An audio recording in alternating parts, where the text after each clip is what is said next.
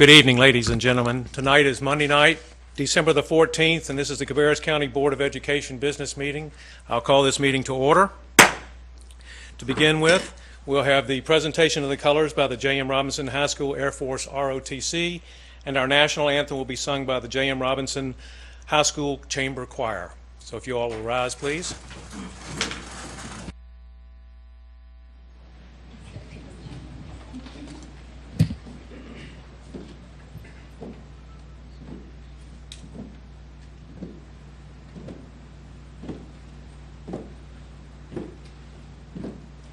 Color guard. Halt. Right. Ace. Reason. Colors.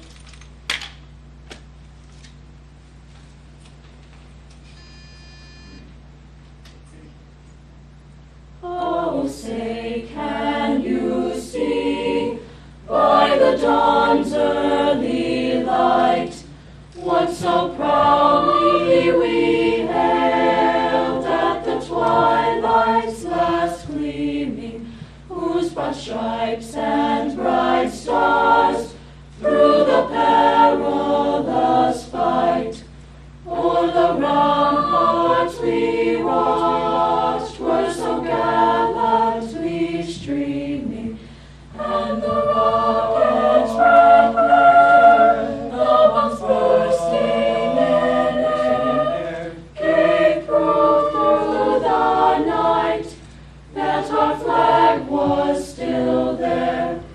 Oh, say, does that star-spangled banner yet wave o'er the land of the free and the home of the brave? Gary. Colors. Toast.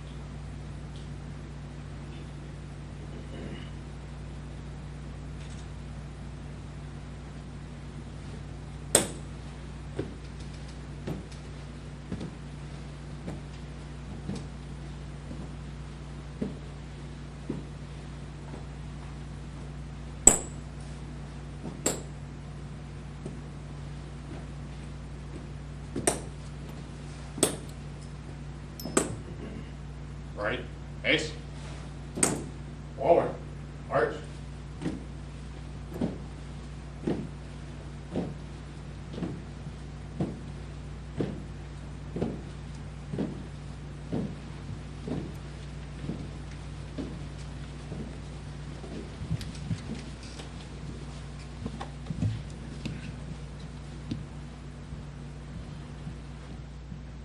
You may be seated.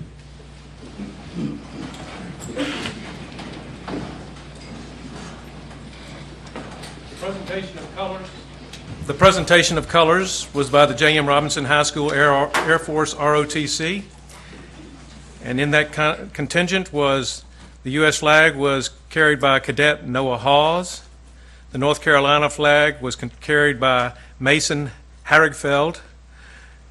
Guarding the colors were Zachary Patty and Cadet Braden Jones. The alternate cadet was Zachary Korf, and the cadets are instructed by Lieutenant Colonel Scott Rose, U.S. Air Force retired, and Master Sergeant Wayne Ottram, U.S. Air Force retired. Our national anthem, again, was sung by the J.M. Robinson High School Chamber Choir, and the chamber choir is composed of Ryan Albanus, Jenna Green, Maya Hunter, Alexis Johnson, Andrew Krug, Kirsten Malley, Peyton Medlock, Allie Minot, Elena Newell, Brianna Walker, Marina White, and Colin Whiteley. I want to give thanks to them, and what a splendid job they did, and thank you again for their support. Tonight with us we have our SRO, Alicia Mason from Hickory Ridge Middle School, and Alicia's here to support us tonight. Alicia, thank you for coming out, and thank you for what you do at Hickory Ridge Middle School. We really enjoy your support, and I know the students are loving your presence out there. So thank you again. Board members, we're now going to adopt the agenda, but before we do that, I would like to make a motion to amend the agenda and table item 10.3, which is the Odell 73 road improvement. Mr. Louder doesn't have any information on that, so he felt it appropriate to move that to another date. So he can, here's my pen. So with that item, do I have a second to amend the agenda? Second. Okay.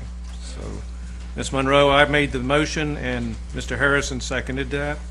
All in favor of approving the agenda as, I'm sorry. Could I make a motion to move the approval of the school choice magnet proposals and criteria to the action agenda? Yes. I think we have a couple of public comments that we may want to listen to, and then if we want any discussion afterwards, it'd be an appropriate time. We were going to move it. We were going to do it at the other one, but we can do it there. So, board members, we have we now have to have I'll have to retract my motion because now Vince has made a motion, and so David, will you retract your second? All right. So now the motion has been amended to include the tabling of item 10.3 and the moving of item out of 9.1 to 10.1, which is the Cabarrus County Schools Magnet Agenda Program. Board members, are you, now that we've done that, I'll make that motion that we make the amendment to the agenda. Do I have a second? Second. All right, Mr. Powell has seconded that. And now, board members, we've been presented the motion. Are you in favor or not? So all in favor, say aye. Aye. Aye.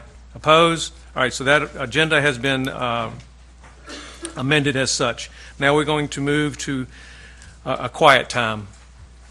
I believe it was this weekend, we lost another member of our school society, Justice Farr Ward, a student at Hickory Ridge High School, passed away on December the 13th. So if you will join me in a time of silence as we lift up our hearts to that family and mourn the loss of a valuable member of our community.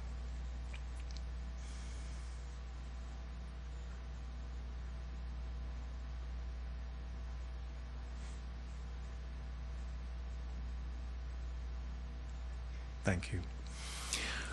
All right, we'll move on. Tonight we'll be doing recognitions. Mr. Tim Vaughn will not be able to attend. Therefore, Dr. Louder and I will present the Hilbish Ford Teacher of the Month Award.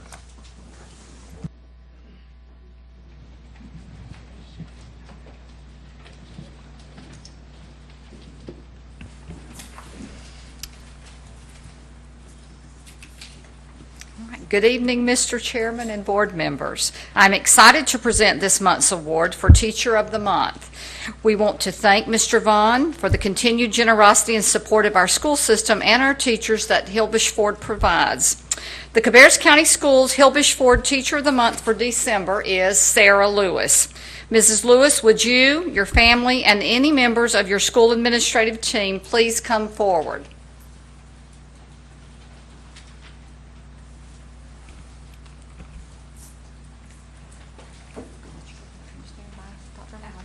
On the line. Sarah Lewis is a kindergarten teacher at W.M. Irvin Elementary School. She was nominated for this month's award by parents who wrote, Mrs. Lewis is an amazing kindergarten teacher. From the time our son began school, we have seen him grow in so many ways. He is now writing sounds and words on his own and even sounding out words as he sees them. The parents added, even though she has a wide variety of student needs in her classroom, Mrs. Lewis models acceptance for all of her students, which our son has learned. He sees others for who they are, and that is much more important than academics. Mrs. Lewis is an amazing teacher academically, but she is also teaching our son how to be an amazing person. Mrs. Lewis, on behalf of Cabarrus County Schools, thank you for giving our youngest students a firm foundation in the 3 R's, and also for teaching them important character traits that will always serve them well. Please allow Mr. Shoemaker and Dr. Louder to present you with your awards.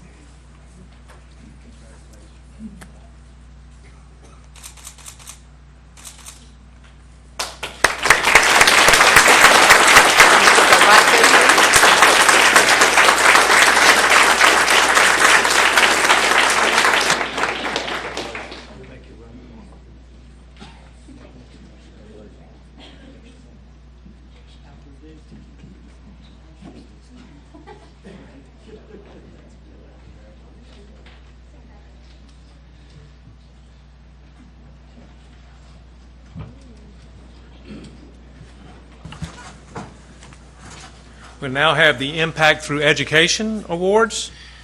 Mrs. Ronnie Boone will present.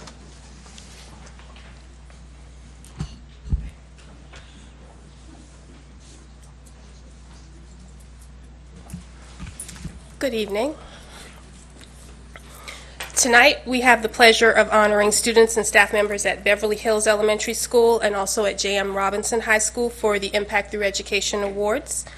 We want to offer our thanks once again to our friends at BB&T for sponsoring these awards for our school system this year, and we appreciate their willingness to help us celebrate our teachers and our staff members and our students in this way.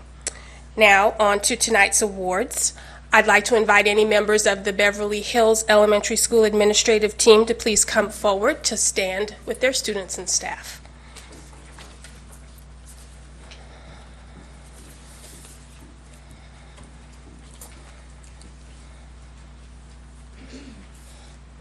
Our first honoree from Beverly Hills is Julia Hill.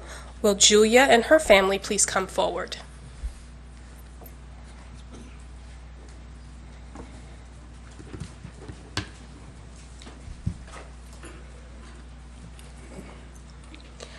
Julia is a 5th grader who has been a student at Beverly Hills since the 2nd grade. One of her favorite after-school activities is chorus. She also loves to read high school level fantasy books, and she also enjoys drawing. When she grows up, she wants to be a singer or an astronomer. Julia loves her teacher, Mrs. Shue. She says Mrs. Shue is very sweet. When she really wants you to know something, she will make sure you know it in a sweet, sweet way. But Mrs. Palmer has pushed me to achieve my best and to be my best self, says Julia. The teachers at Beverly Hills are the best, she says. Her teachers say Julia is a wonderful young lady who helps bring out the best in others. She's kind, considerate, helpful, and very respectful. Not only is Julia sweet, but she is smart and exemplifies the characteristics of being a safe, respectful, and responsible citizen of Beverly Hills. Congratulations, Julia. You are an Impact Through Education Award winner for Beverly Hills Elementary School.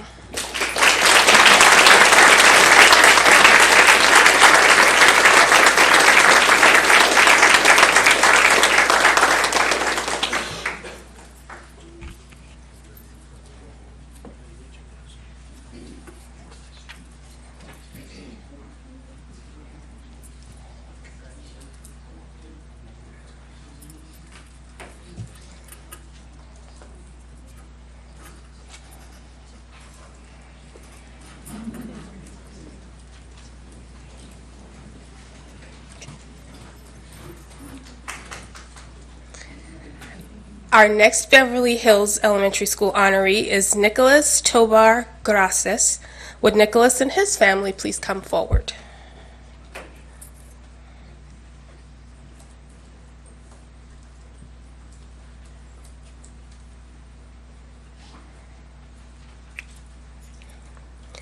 Nicholas is also a 5th grader at Beverly Hills. He has attended school there since kindergarten. He remarks it will be sad when he has to leave the school. He's made so many wonderful connections, and he enjoys coming to school daily. Nicholas is originally from Ecuador, and he enjoys visiting there on occasion to see family and to go sightseeing. His hobbies include playing soccer and football, and he also likes to read and play video games. When he grows up, he wants to either be a dentist or an architect. He loves his teachers at Beverly Hills and says that that is one of his favorite parts about coming to school. Nick is highly regarded by his teachers and his peers. He loves to take on new challenges and tries to solve them in a logical and sensible way. His friends say he is kind and considerate, and his teachers say he is respectful, safe, and responsible, and that he exudes confidence and perseverance. Congratulations, Nick. You are an Impact Through Education Award winner for Beverly Hills Elementary School.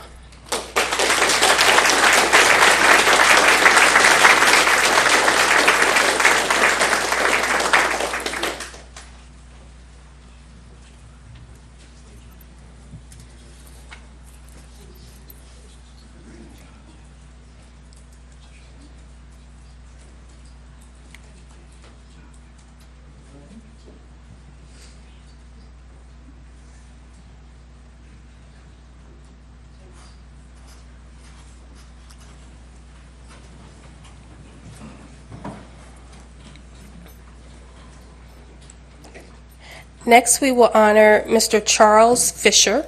Would Mr. Fisher and his family please come forward?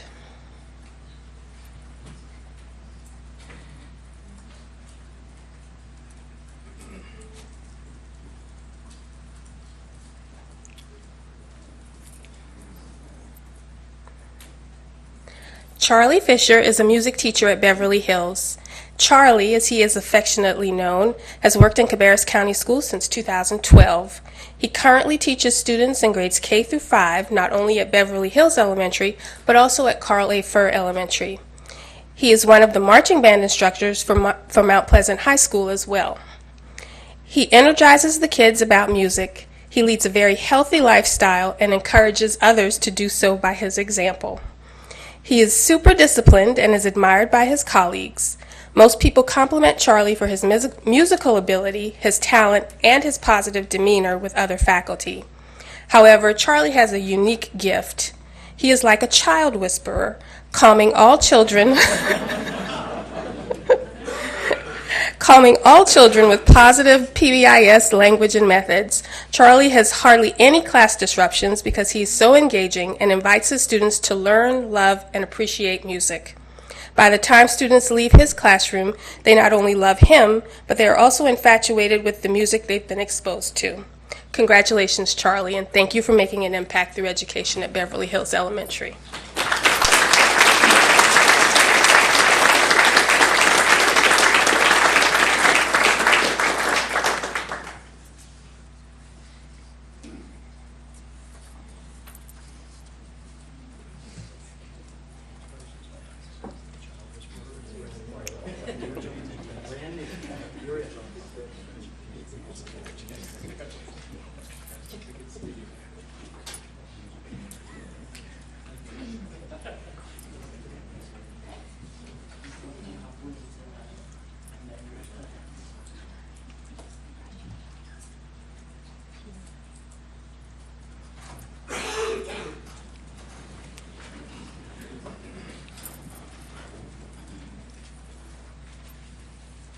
And our final honoree this evening from Beverly Hills Elementary School is Ms. Anita Hines. Would Ms. Hines and her family please come forward?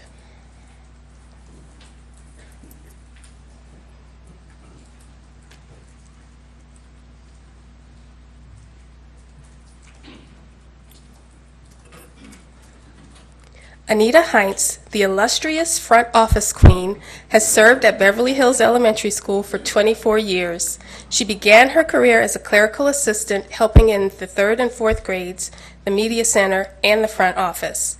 She has enjoyed being at Beverly Hills because it's a small school that is her other family. She says Beverly Hills is friendly and supportive, and I love that.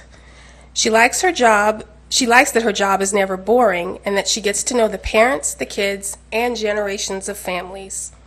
She says, "It's been great to see people come back with their kids. When I started at Beverly Hills, my kids were in 2nd and 4th grade at Royal Oaks, and now I have grandkids at Beverly Hills. This community means I get the opportunity to see the kids grow up and come back with their own children. Of course, I'm not on Facebook, so I'm not quite sure who is out there, but when I get to see them in person, it warms my heart. It's a special place. Staff and community members have this to say about Anita. Anita is helpful, welcoming, calm, and consistent. She doesn't get rattled and is easygoing. She knows the school well, and she knows everything. She's been here for such a lengthy time that she knows the students just as well as she knows their parents. She is our calm queen of the front, and we love her dearly. Congratulations, Anita, and thank you for making an impact at Beverly Hills Elementary School.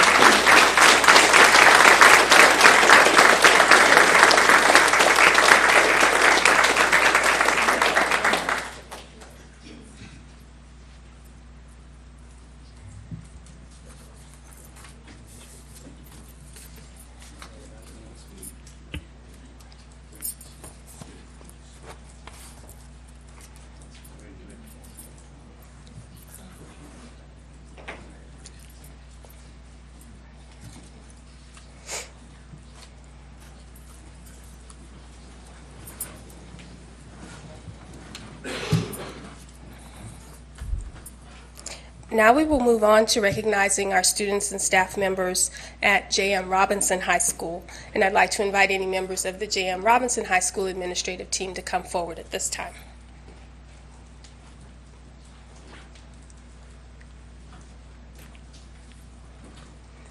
Our first honoree from J.M. Robinson is Harrison Pierce. Would Harrison and his family please come forward?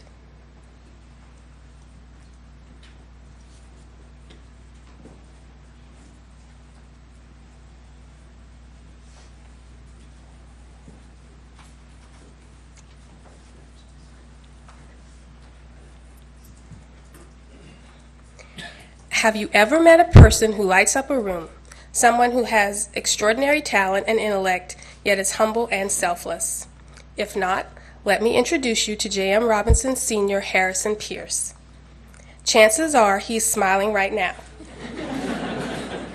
That's because he is always smiling. And that smile brightens up the halls and classrooms of J.M. Robinson High School each day. Harrison is a leader at J.M. Robinson, and he leads by example. Harrison has taken an incredibly rigorous course load that includes the most difficult advanced placement classes, and he ranks in the top 10 of his senior class. He is a member of the National Honor Society and the Beta Club, and has dedicated countless hours over the past 4 years as a member of the school's student council. Through his leadership and planning, the countywide King of the Court volleyball tournament raised $18,000 for breast cancer research when it was last hosted at J.M. Robinson. Harrison is truly a special young man. Sometimes people are really great human beings and they achieve average things. Sometimes people are lousy human beings, but they achieve some really great things.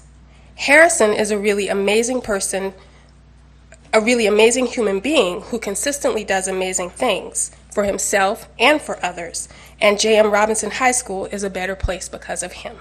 Congratulations, Harrison. Thank you for making an impact at J.M. Robinson High School.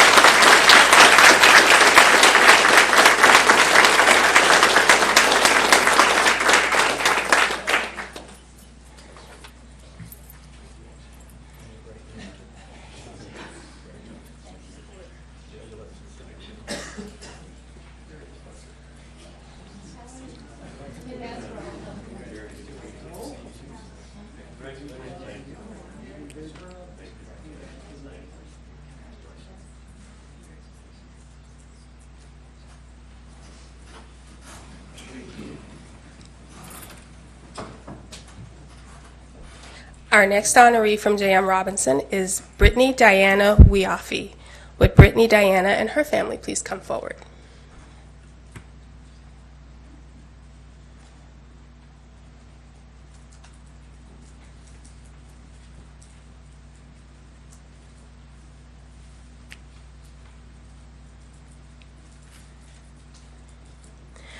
Brittany Diana is a senior at J.M. Robinson High School, and she is an amazing young lady and a tremendous role model for students at the school.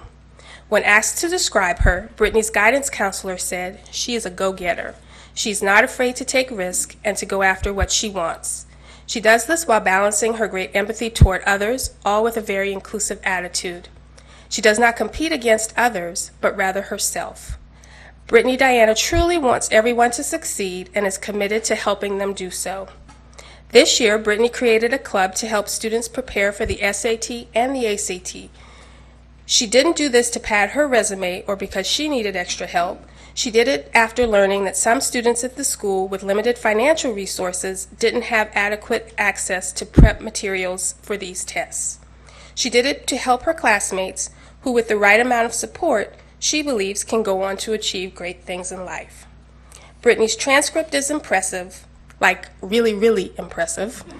She takes the most challenging courses Robinson has to offer and has made a habit of earning grades in the 90s in her entire academic career.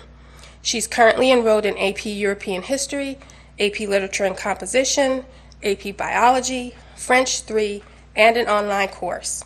What her transcript doesn't reveal is that she has achieved this level of academic success by working almost full-time hours outside of school since she was old enough to have a job.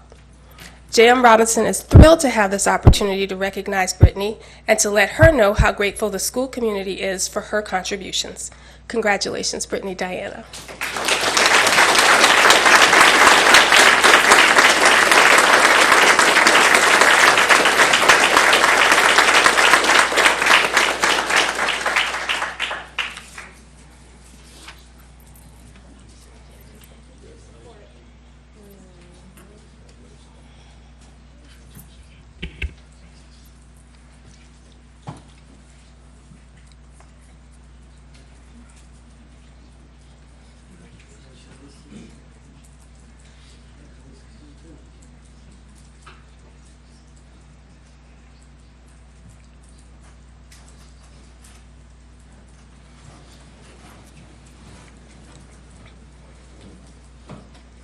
Our next honoree from J.M. Robinson is Ms. Merrill Hurley. Would Ms. Hurley and her family please come forward?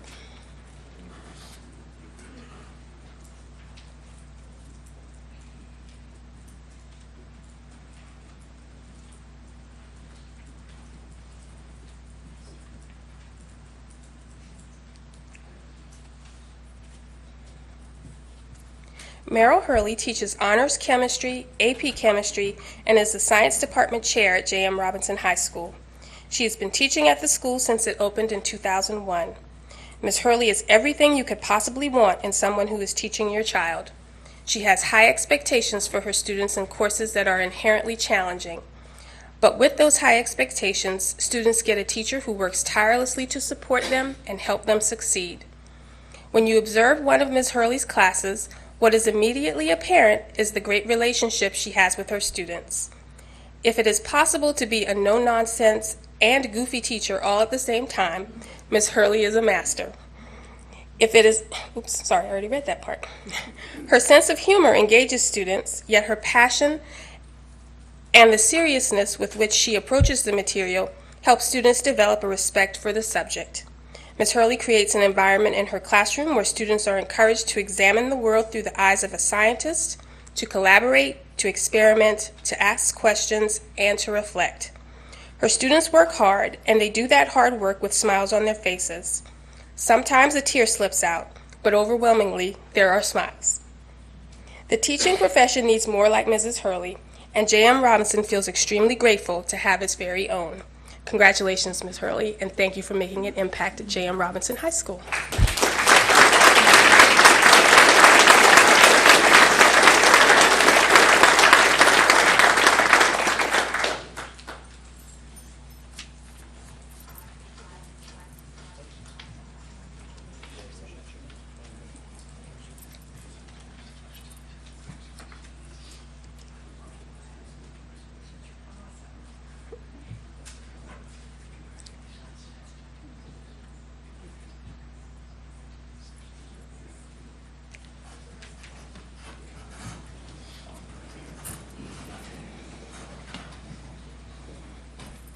And our final honoree this evening from J.M. Robinson High School is Ms. Sally Osterhout.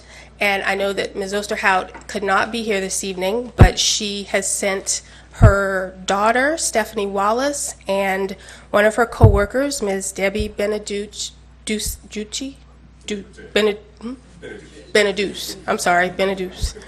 to come and accept her award for her. So I'd like to invite them to come forward at this time.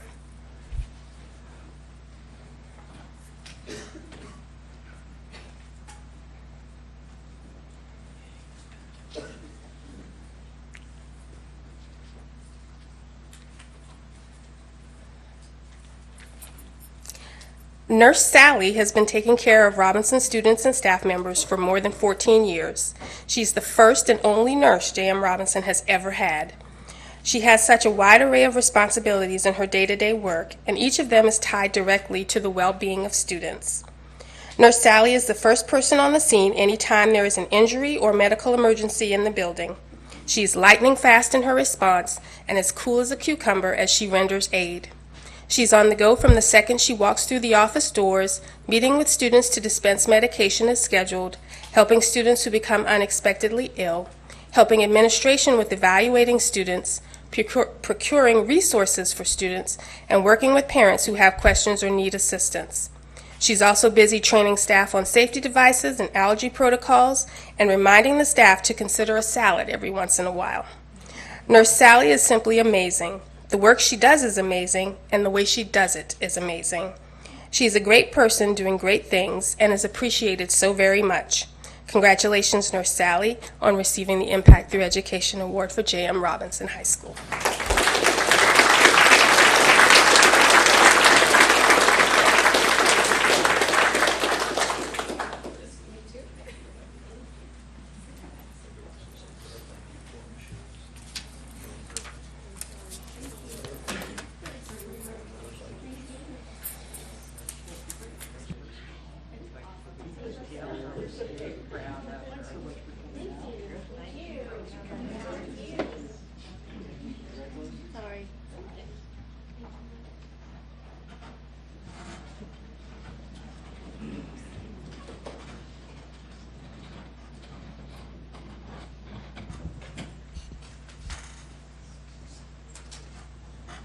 I'd like the students associated with the King of the Court to come forward, and we're going to have a check presentation tonight to the members of the CMC Northeast Foundation and the Vicki S. Honeycutt Foundation. If the two of you would come forward.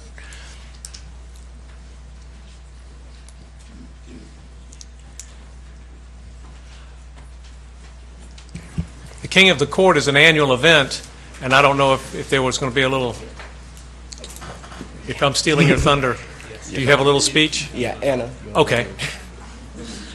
Good. Thank you. No problem. Hi, I'm John Edwards, Student Vice President at J.M. Robinson High School. We would like to present this check on behalf of all Cabarrus County. I know at J.M. Robinson last year we loved it so much, and it's been very impactful at all the teachers and the staff, and especially the students at Robinson. So it's an honor for us to present this check for $12,000. Anna. Go ahead. You can go ahead and take your check. Yes, sir.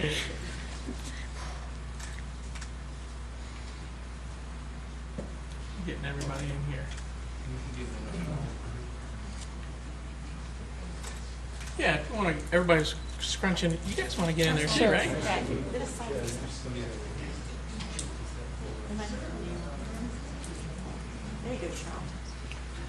Two rows, or come on, get in here. Let's go. Squeeze in there, guys. That's it. All right, I got everybody right here.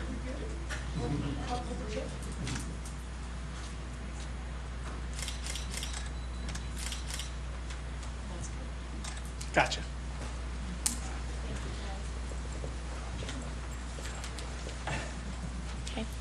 Hello, I'm Anna Martina, and I'm from Hickory Ridge High School, and we had the honor of hosting King of the Courts for the first time. And the second check that we're going to give over will be for the Vicki S. Honeycutt Foundation, and it's really cool because it's really local. But we're really proud to say that the total raised was cumulative from all the high schools in Cabarrus County. So there's your take, you guys. Back in there. Everybody's crunching together. Why don't you guys do this at parties all the time? If it was a selfie, everybody'd be in it.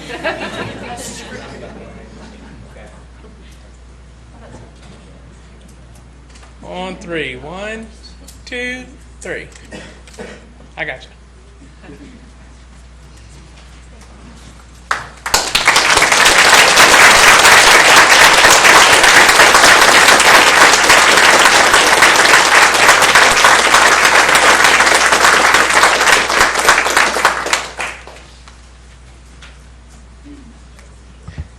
Let me take a moment to acknowledge all the students that came in tonight.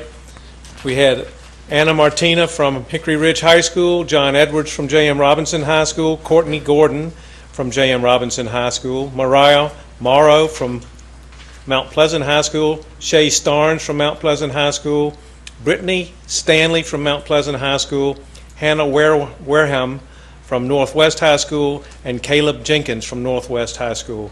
And our teachers that were with this group were Angela Morton from Concord High School, Jill Adams from Hickory Ridge High School, Lindsay Kozak from J.M. Robinson High School, Michael Landers from Mount Pleasant High School, Dana Hefner from Northwest Cabarrus High School, and I appreciate all that you did to support them and all that y'all did in playing volleyball to raise the money for these two associations. Receiving from the Northeast Foundation, Charlie Sestoki is the president, and he was up here. Kevin Laws, director of principal gifts, and Molly Clark, public relations manager. And from the Vicki S. Honeycutt Foundation, we had Dane Honeycutt, a co-founder, and Adam White. Thank you all, and we're just so happy that this was such a successful event.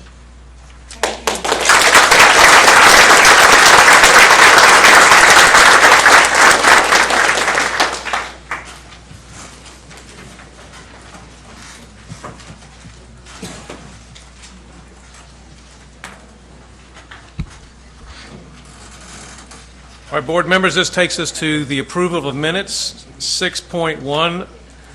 This is the minutes from the November 2nd, 2015 work session and from our November 9th business meeting. I didn't see any corrections that came through on the emails. Do I have a motion to approve both sets of minutes? Move to adopt. Oh, I'm sorry. Mr. Chairman, I would like to make a motion that we approve the minutes from November the 2nd work session and the minutes from November the 9th business meeting. Second. all right, and I have a second from Mr. Harrison. Thank you, Ms. Carpenter. All right, board members, all in favor of approving the minutes as written, say aye. Aye. Opposed? None opposed. 7-0, Ms. Monroe. And that moves us to item 7, which is our reports. I'm calling up Ms. Noelle Scott and Ms. Kelly Probst to come present to us about the Cabarrus Arts Council. Welcome. Welcome, Noelle. Thank you. Good evening. It's my honor to introduce Noelle Scott. She began as the Executive Director for the Arts Council in 2000. She serves on several boards, including Arts North Carolina, which advocates for arts and education and A-plus schools. In addition, Noelle was appointed by Linda Johnson to work on the Arts Education Commission that formulated House Bill 138 to require arts education for every child in North Carolina. So, welcome, Noelle. Thank you so much. Thank you, Chairman Shoemaker. Thank you, other members of the board. And thanks so much, Superintendent Louder. It's great to be here. And it's wonderful, especially to be here on this night. Thank you. Where so many awards have been made. It's just such a lovely time to be here. And this is primarily just, I like to touch base with you all to remind you about our partnership and what a wonderful job you all are doing for your students with arts education. As Kelly mentioned, I started with the Arts Council here in 2000, and the Students Take Part in the Arts program started in 2001. It was supposed to be for 2 or 3 grades, and we worked very closely with superintendents, with principals, with the North Carolina Arts Council, with both this school system and Kannapolis school system. and created a very successful model. And after the first year, the principals and the teachers wanted it to be for all students, all grades. And from the very beginning, the mutual concern has been to make sure that every single student, K through 8, gets to see a professional performance every year, and that every high school receives a professional performance every year, so that no child is left behind in any way, because these are so valuable to the students. And we at the Arts Council, board and staff, recognize and commend you all for the commitment that you all make to this program. In addition, since moving into the historic courthouse and creating the galleries there, a lot of your students and your classes come in for field trips that are specialized to their whatever they're learning and whatever we have on exhibit, and we're excited about those free field trips. We feel, again, with the visual arts, that's adding so much to what the students can learn and can incorporate into all of their other studies. So what I'd like to do for you all, since you usually don't get to see the programs, is just to give you a little synopsis of what your students saw last year, and then some of the shots of the audiences. It is so much fun to go to see. You are always invited to come, but I know that you're very, very busy. So if I may, I'm just going to walk you through what we do with students take part in the arts. Do I go to the right here, Kelly? Yeah, it's right up here on this little. On the right there. Is that it? There, No. or you can put it right on there. Oh, you had that set Yeah, up for me. Thank you. Just get on top of it. On the arrow. There we go. Thank you. The way we've designed this together, and when I say we, I'm talking about you and your school system as well as the Arts Council, is that our goal for elementary students is to really introduce them to the arts, to make sure they see performances in theater, in opera, in dance, and music. This past year, for our kindergartners, we had Roger Day. We consider him our rock star for kindergartners. He has the kids on their feet participating, and one of the reasons we do this is that they just have such a great time, and they immediately see what's so much fun about being at a live performance, because the more they respond, the more he gives, and it gets them used to that real live experience. And here are some of the shots of Roger and the students participating. He always has them doing hand motions. This year for K1, Doug Berkey is bringing the world's wisdom stories. You can see by that picture that he makes these gigantic masks. He uses mime, he uses storytelling to teach all sorts of wonderful life lessons to the children. Last year for grades 2 and 3, Big Bang Boom was a first for us, kind of truly kind of a little rock band. You will see in these shows that the kids were very involved. We had our own little mosh pit up at the front, and it was just extremely exciting for the kids, and the lyrics in his songs are so appropriate for the kids of that age. This year for grades 2 and 3, we have Theater 4. They just finished performing recently. It's a musical version of Hiawatha. Last year, grades 4 and 5 saw the Charlotte Ballet. Their younger group of dancers presented an interactive educational program, and it was based on blues, Black history, and conservation. We had no idea how they were going to do that, but they made it work. And I'll show you some of the pictures. You can see that the dancers are just amazing. And they would explain before each of the dances what the kids should expect to see, because most of the dances told a little story. And then you'll see they got the students on stage to teach them some dances as well, and had them dancing in their seats. This year, we're bringing in Opera Carolina in February. They will be presenting How Nanita Learned to Make Flan, so it's nice because it includes our Hispanic community in a wonderful presentation. And what I love about Opera Carolina is most adults that grew up when I did kind of cringe when you say opera. And these kids are learning that opera can actually be a lot of fun and you don't have to be afraid of it. Our middle school performances focus on teaching self-esteem and respecting diversity. Last year, we brought in Donna Washington, storyteller. We have brought her in multiple times, and I remember so well when we first brought in a storyteller, one of my board members asked, what in the world does storytelling have to do with the arts? Picturing that, somebody would just read a book, which is still the arts, let's admit that. But it is truly drama when she gets up in front of the students, and they adore her. We also brought in Dr. Kaboom. He was a first last year for a science comedy.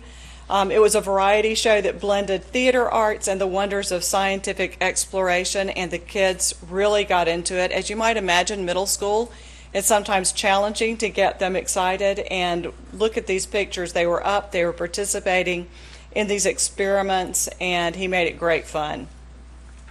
This year for grade 6 and 7, we were able to bring Alan Wolfe for the first time. Immersed in verse, diving into poetry, he performs poetry from memory, mixing traditions of theater, slam style, spoken word, and Appalachian storytelling. This year we are also bringing in Theater 4's version of I Have a Dream. And I'm really looking forward to seeing that. Our high school programs usually focus on bringing history alive. We have brought in Mike Wiley numerous times. He is one of the most talented performers anywhere around. He does numerous performances that enlighten us on especially our civics during the Montgomery boycott era, And he brought this one in 2014-15. You can see he performs all of the parts in a one-man show, and it's really remarkable. You never have any question that he is changing characters. He plays male, he plays female, he plays young, he plays old, he plays black, he plays white, and it is just magical. And at the end of every performance, the students come up and they talk to him. They can see what a talent he is, and many of the drama students will come up and talk to him about how to get involved in drama as a profession. This year we were really lucky. The Charlotte Symphony has an ensemble, a quartet, that does the music of the Holocaust. And it was one of the most moving performances I have ever been to. I went to the one at Concord High School, and the students who came in, there were about 300 students in the audience. And of course, they were talking to each other, having a great time. And they started, it was a multimedia, so there were slides from the Holocaust. They did music that was written during the Holocaust, and they told bits of the history of the Holocaust. And you could have heard a pin drop. They were so involved with this really mesmerizing show that they managed to tell some really harsh facts without it being something that the kids walked out of just feeling horrible for the rest of the day. It was a wonderful example of how music and how multimedia can bring history to life. And once again, I just want to thank each of you for allowing us to be a part of this wonderful school system. We really appreciate everything you all are doing, and thank you so much for allowing us to be a part of it. And I'd be happy to answer any questions if you have any. Thank you, Noelle. Wonderful. Appreciate your presentation. Board members, Noelle's before us. Do any of you have any questions of her? Ms. Scott, Here we go. as a former administrator in Cabarrus County Schools, I think I have seen at least half of these programs, and they are absolutely wonderful. My kids talk about the programs when they come home each time, and they're now 7th down to 2nd grade. And so I just want to tell you thank you, and I'm not sure what we've done, but I want to thank you for what you've done to help make these programs happen and make them very affordable for the schools as well. I think they bill them as $1 program, so $1 a kid is tough to beat. for something like this. But thank you. Thank you so much. Mr. Walter? Again, just thank you. Excuse me. Thank you, Noel. And it's a community partnership. This community is dedicated to arts, and I'm glad to be part of it. I'm glad that we're in the schools as we are and making a difference in the kids with our students. Thanks so much. And I will say that I have seen Mike Wiley a number of times, and if you ever want to see somebody who's special, Mr. Wiley is just extraordinary and really does bring history to life in every performance that he's ever done. I've seen him about three different performances, and absolutely amazing what he does. I haven't seen the other performances, but he's my favorite. So thank you again for bringing these to us. And board members, Carolyn? Just keep up the great job, and I just want to remind people, usually it's in May when y'all have your breakfast, and invite everybody to come to it, because a lot of times you have some of the students perform and everything, and that is wonderful. It's just great, and I want to invite people to come to enforce, to support your organization and to support the community. And it is just wonderful. You do an outstanding job, and we need to keep supporting the community and supporting that, so the children will have that opportunity. And thank you for the job you do. Thank you so much. You want to share those dates? Share the dates of the breakfast. Thank you. Friday, May 27th. And I just wanted to chime in, if I could, please, that it takes talent to recognize talent, so we thank you. It is a pleasure, believe me, to go and look for that talent. That's the most fun part of my job. Thanks so much. Thank you again. Appreciate it. All right. All right, board members, we're going to move on to now a second report, 7.2. Mr. Tim Louder will come down and explain to us what our bids look like for Mount Pleasant Middle School. I don't think my presentation will be quite as colorful, but hopefully somewhat rewarding anyway. Yeah, I had to follow that one. Yeah, tell a story.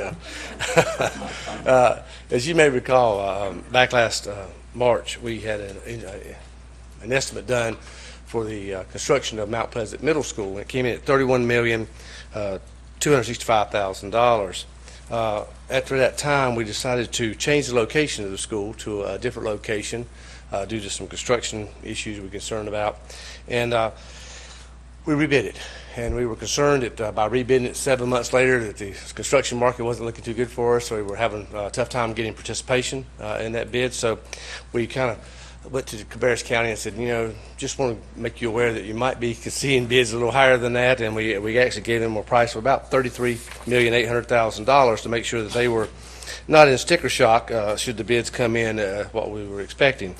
However, I'm happy to report to you that we took our bids last Thursday, and the bids came in at $29,133,000, which was actually $2 million less than the original estimate done back last March.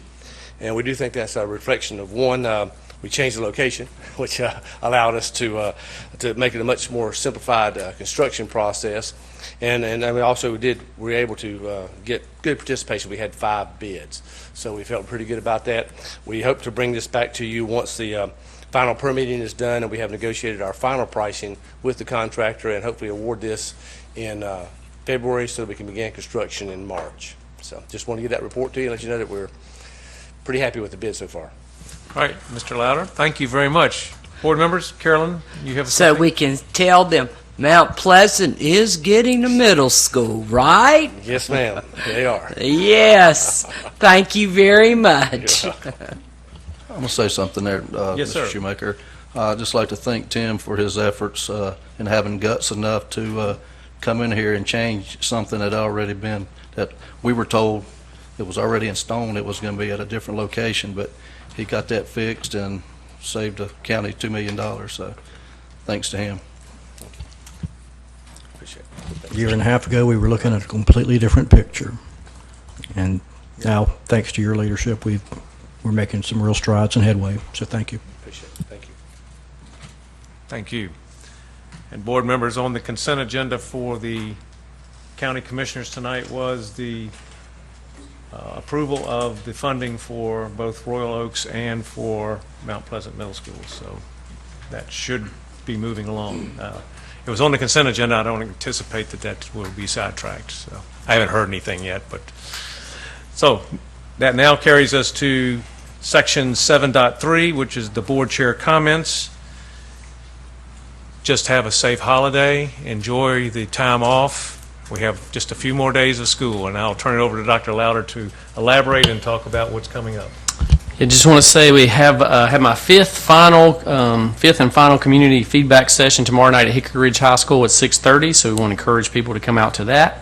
Want to note that former Governor Perdue came to Coltrane Webb this past week, this past Friday, to get a firsthand look at how students use learning tools in the classroom. She was able to participate in an hour of code with students and wrote 15 lines of code with the help of our fifth grade students, which is pretty cool. And again, we just want to say this is the last week of school before break. We want to wish everyone a safe and happy holiday season, and we look forward to seeing everybody back in January. Thank you, Dr. Louder. All right, that will carry us to, we're in good shape. All right, that will carry us to guest speakers. I will read all of this so that before we introduce our guest speakers tonight. But in accordance with Board Policy 2310 as revised by the Board on May 11th, 2015, a part of each business meeting will be set aside for citizens to address the Board. Sign-up cards will be available for any individual or group to indicate their desire to address the Board. Speakers must hand in a completed card to the Board Clerk no later than 6 p.m., the normal start time of the regularly scheduled monthly business meeting.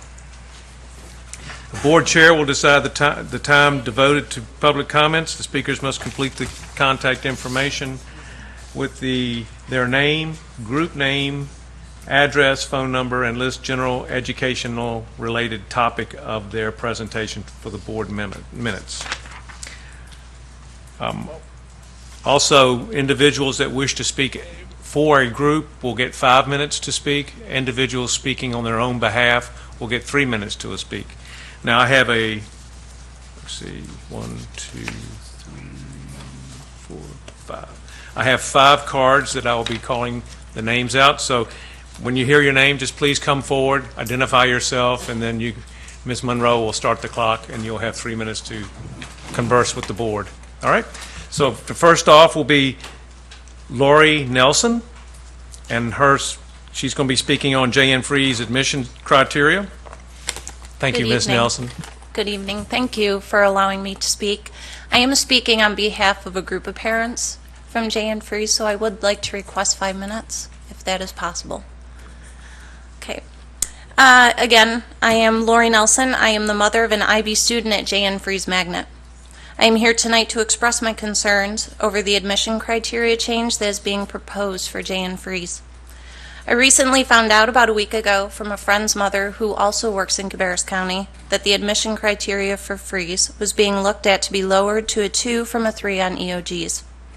As soon as I heard this, I immediately sent a letter to each board member, which I'm sure that you received.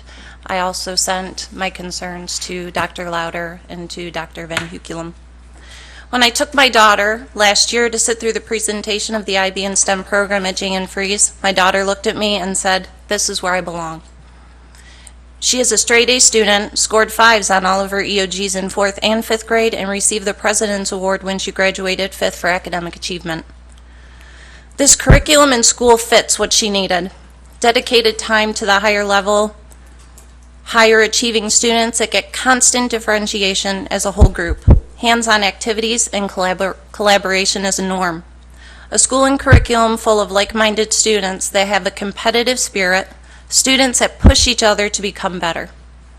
These are the students that could one day be heads of industry, leading our country, finding the cure for cancer. When I heard the proposal to lower the criteria from a 3 to a 2, my immediate thought went to the amount of time that would be taken away from classes as a whole to do remediation and interventions for those students that scored 2s on their EOGs. A 2 on EOGs is below grade level. I am also a teacher in Cabarrus County Schools, and I know exactly what a 2 looks like in our classrooms. There are students, these are the students that we are pulling to work with one-on-one on a daily basis for remediation. These are the students that we have interventions in place for. These are the students that are discussed in our grade level meetings and our data team meetings with our principals, APs, and lead teachers. These are the students that we leave school worrying about, the ones that we go to sleep with on our minds, and the ones that we spend countless hours trying to figure out what to do and how to get them to grade level. These are the students that constantly need help. While some students may have test anxiety and may not be good test takers, that is a small percentage of students, and even then, those students are not going to score a 2. They aren't going to get a 4 or 5, but they're going to get a 3. If they were, in fact, a bad test taker, their grades in the classroom would show us otherwise. I am unsure what prompted this need to change the criteria, but we still have students that meet the current criteria on a waiting list each year. I called Jay and Freeze today. They're still a waiting list. As a mother of 2 students, one currently in the IB program that scores 5s on her EOGs, a son in 5th wanting to do the STEM program that makes 4s and 5s on his EOGs, they both tested into AIG, and they strive to do their best, are higher level thinkers and doers. This change would not be in their best interest. This would lead to the current classrooms we have in our regular schools, working so much with our struggling students because we want those students to do well. Our higher level, innovative thinkers need something different. This change would not only be detrimental to the current students, but would be detrimental to the students that would be getting in with 2s on their EOGs. Why would we want to make a child struggle even more than they already do if it's not necessary? If they were making a 2 in a general education classroom, why would we want to put them into an even faster paced, rigorous curriculum? The additional pressure that would put on these struggling students is unnecessary, in my opinion. It just doesn't make sense to me. The last couple of questions I need to ask. Why have a JN Freeze? Why have a school that has a rigorous, challenging curriculum if it is just going to be made into what the other middle schools already are? You, the school board, have the power to make these decisions. As a parent of a student at JN Freeze, I am one voice speaking for many. Please take our words into consideration and reconsider the proposal to lower the JN Freeze admission criteria. Thank you.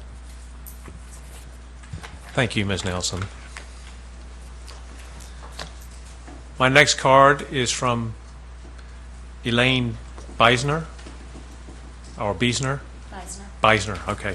I thought it was German. So. Thank you, Ms. Beisner. Thank you. Good evening.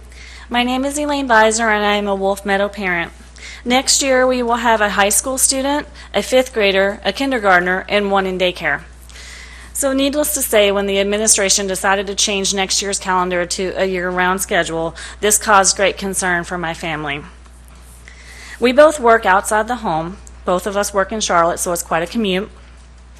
And we have children in different schools and different schedules, so year-round just does not work for us. I've communicated our concerns multiple times to the administration via email. We went to the communication meeting last year, but our concerns were not being addressed. I reached out to each of you, as you probably remember some of my many emails, and I was happy to see last week that some of our questions are being addressed and looked into, and I thank you for that. In order for us to opt out and go to Rocky River, or any other school for that matter, we rely on transportation. Anyone that relies on a high school student, a neighborhood sitter, or even a local daycare that relies on the yellow bus service would need transportation still.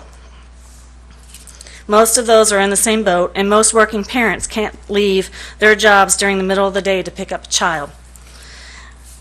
Our family and others like us should not incur additional costs due to the school changing the schedule. If transportation is provided, we'd happily go to Rocky River. If we are forced to stay at Wolf Meadow, the schedule will not work for our family. Again, we need transportation to and from the intersessions. For the other days that are not covered by the 4 weeks of intersession camps, but the other schools are in session, we have no one to watch our children. Again, our family should not incur additional expenses that we otherwise would not have. We should not have to ship our kids off to grandma's out of state because we are at work and the school wants to try something out. It's not fair to us or our kids.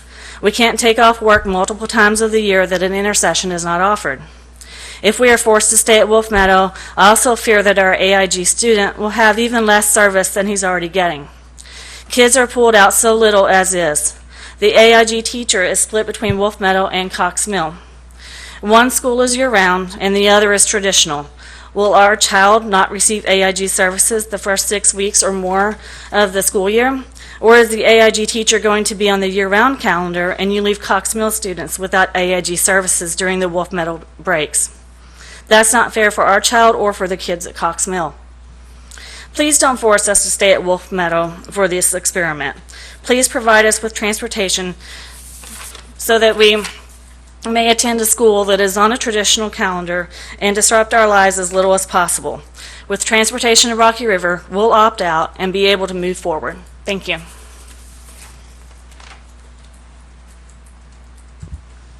Thank you, Ms. Meissner. My next card is Jocelyn Davies, and this is the Wolf Meadow Balance Calendar.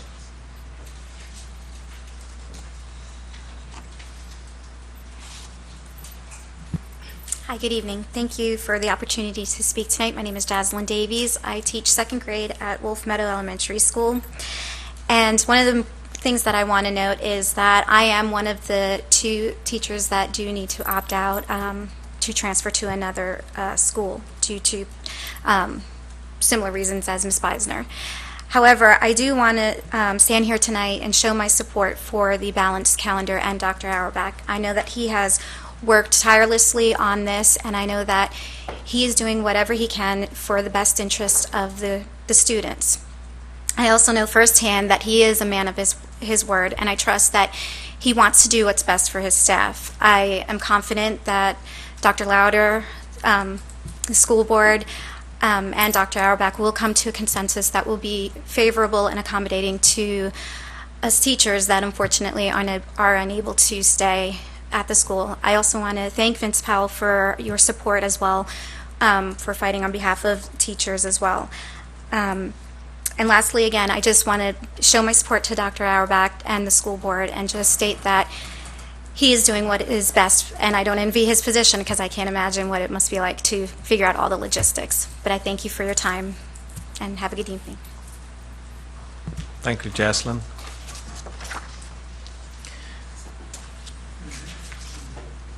Whitley Bozier.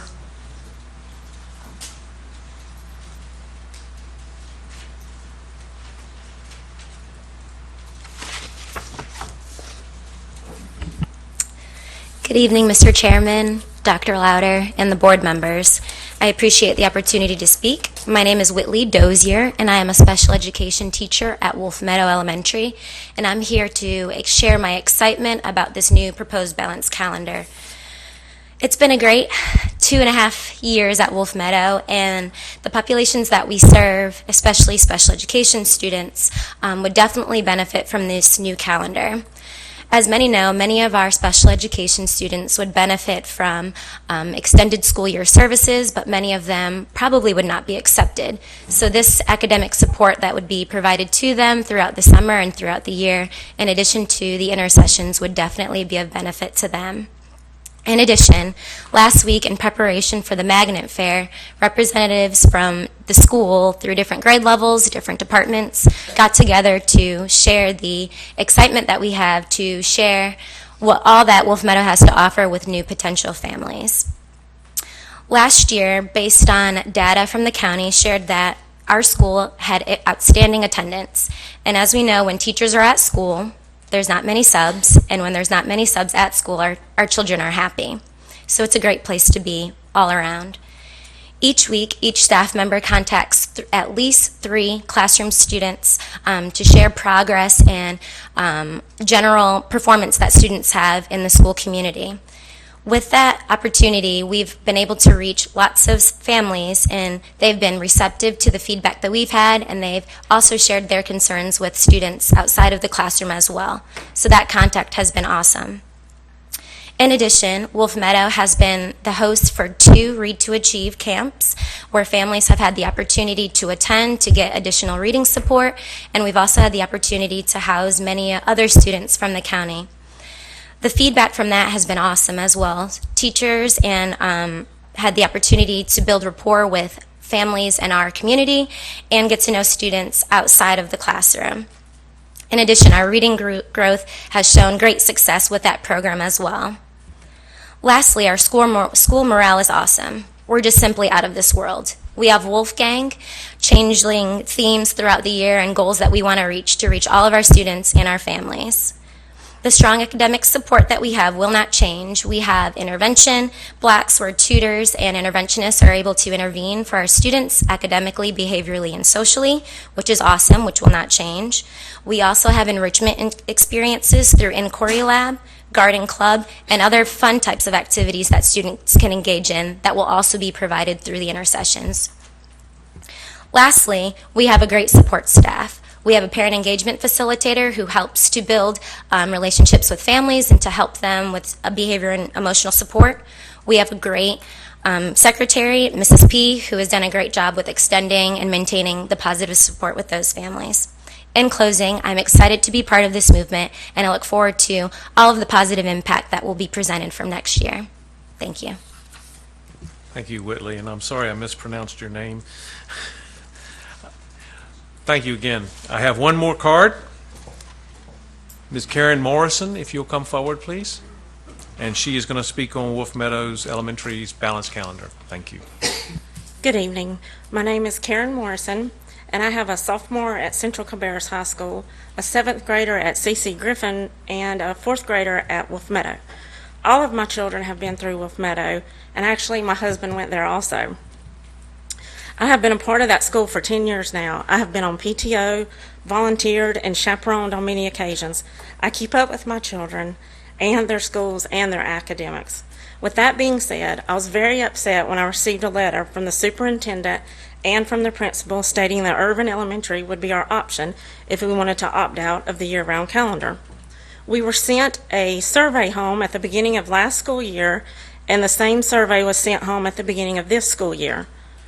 As I stated in other media outlets, we were not informed when the proposal of year-round school was being presented to the school board and when it was being voted on.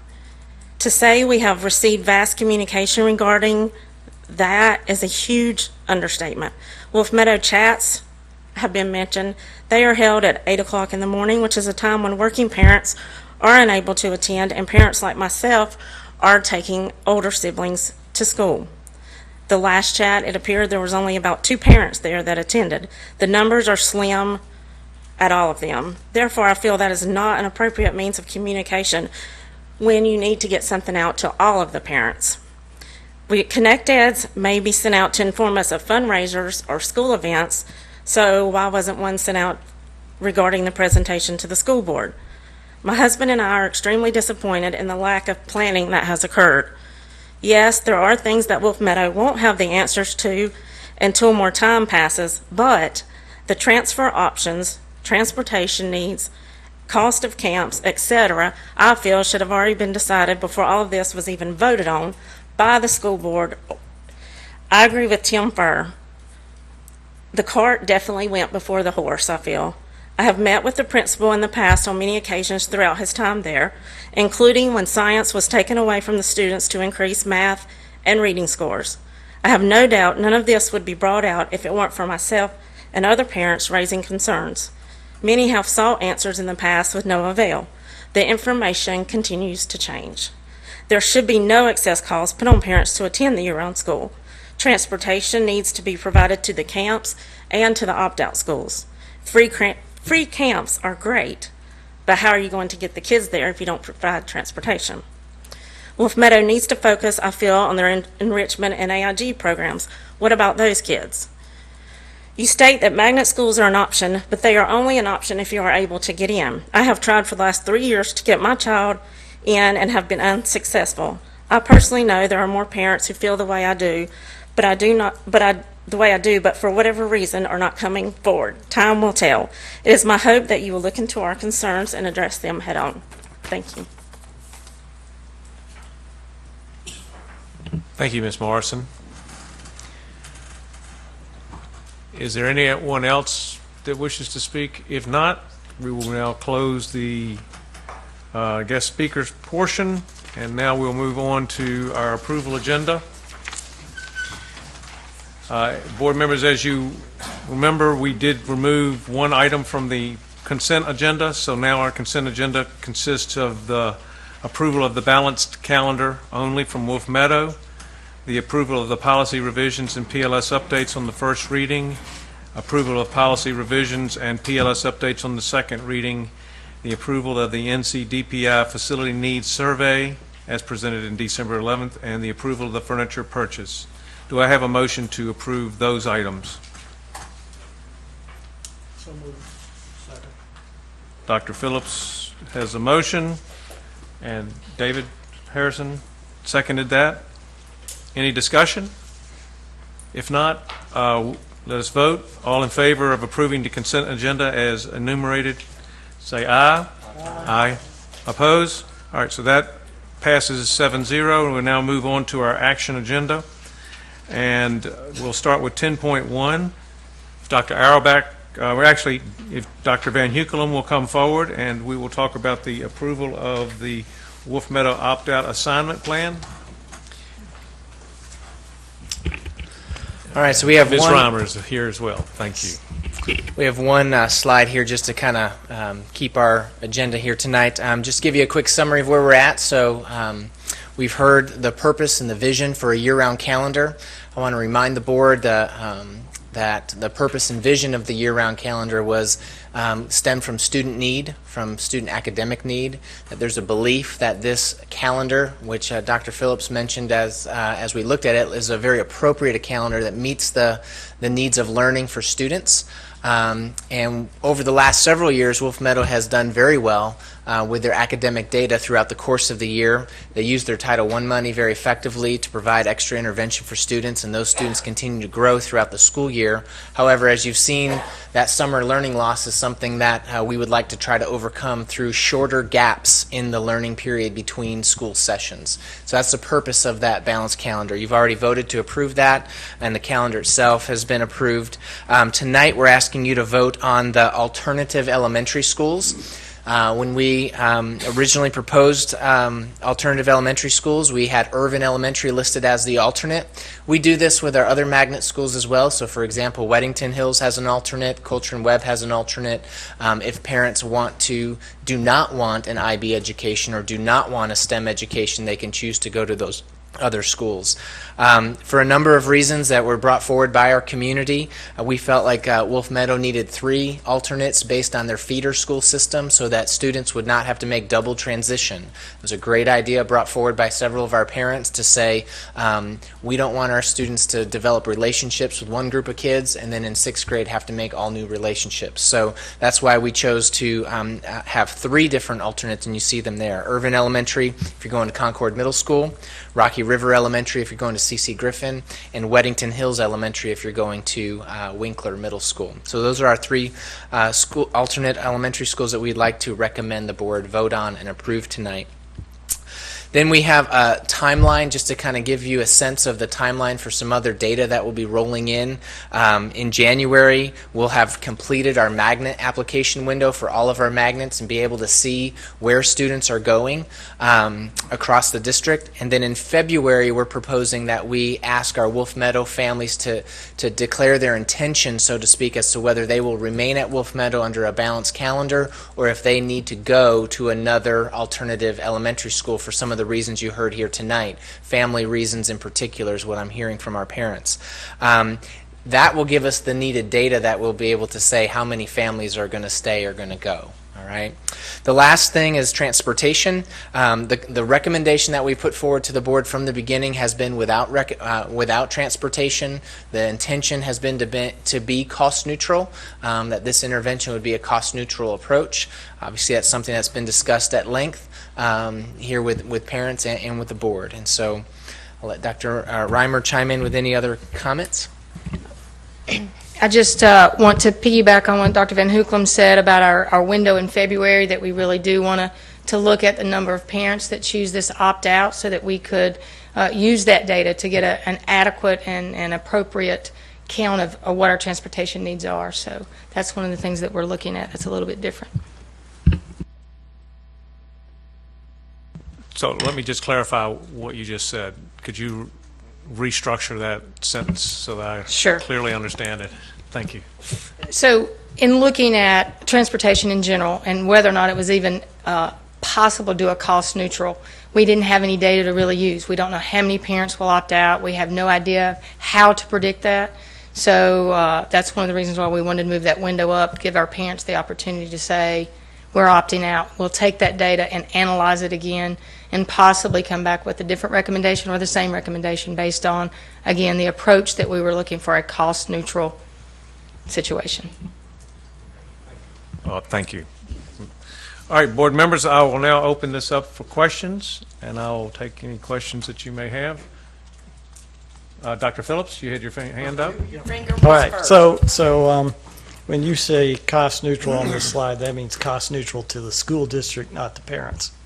I just want to make sure that everybody knows that's what you mean. And I appreciate that it's impossible to make a good estimate as to what the cost will be when you don't know how many parents will be opting out. But on the other hand, it's not fair to tell parents that you need to make a decision, and then after you make a decision, we'll tell you whether we're going to offer transportation or not. I really think that we need to make this a cost-neutral decision for parents, and then we just absorb the cost of transportation. If it turns out it's a big number, we may have to rethink it next year or the year beyond. But I agree with the two parents that got up here this evening and said that there shouldn't be an economic incentive or disincentive to go into the year-round program. I mean, I personally think it's going to be great for all students, but I also don't believe in the nanny state either, where we say, well, we know better than a parent what's best for your child. That has to be a parental decision, and it shouldn't be skewed by, oh, gee, if I go this way, I'm going to have to pay or take off from work to deal with transportation. I think it should be cost neutral for the parents. And if I may, I'm going to vote against the plan unless there is some kind of understanding at this point that come March, we will revisit the transportation situation. Because as we've said many times in many ways, sounds like a Christmas song, that we don't know the number of kindergartners coming in, we don't know the current population that will stay in, therefore we can't figure out what the economics would be of transportation. But if there ain't no transportation in this plan right now, I ain't voting for it. Only as a protest kind of statement, so that by March we hopefully can revisit the matter and find some means of accommodating the families' transportation needs as best as we can. But that's where I am at the moment. Thank you, Mr. Chair. Mr. Furr? Oh. You go ahead. You're down back. Okay. No, I kind of agree with Dr. Phillips and the remarks I made last week. I guess you probably thought I felt that way. But, I think we'll give you guys enough time to come back with some numbers. We're getting ready to start budget session here before long, and maybe when we get true numbers, then if we can make it happen through the budget process. So I think that would be a good timing. And about that time we start budget for next year. Yes, Ms. Klutz is trying to gather a team together to start in January, which will have 2 meetings, and in February. But yes, so once we get a do true the cost, then I think we'll be able to make better decisions. And another thing, first of all, when this thing first came up, I was totally against it because I'm old. And I'm like, man, who wants to go to school year-round? But then I had the insight and knew some people in Union County and talked to 2 teachers and a parent who the school was kind of like Wolf Meadow, the 2 different schools, and so they did year-round school, and all 3 of them told me it's the best thing they ever did for the kids, and so that sold me. But we got to do something about the transportation. Mr. Walter? You had your magnet fair this past week. how many folks are from outside the Wolf Meadow district showed some interest? Did we generate some interest there? Yeah, I think we did generate some interest at the Magnet Fair. I have no way to capture those in numbers. You didn't ask people to write their addresses or names or anything? If Can I have Dr. Auerbach come up? Adam and could. speak I was to this? presenting in the auditorium all night, so.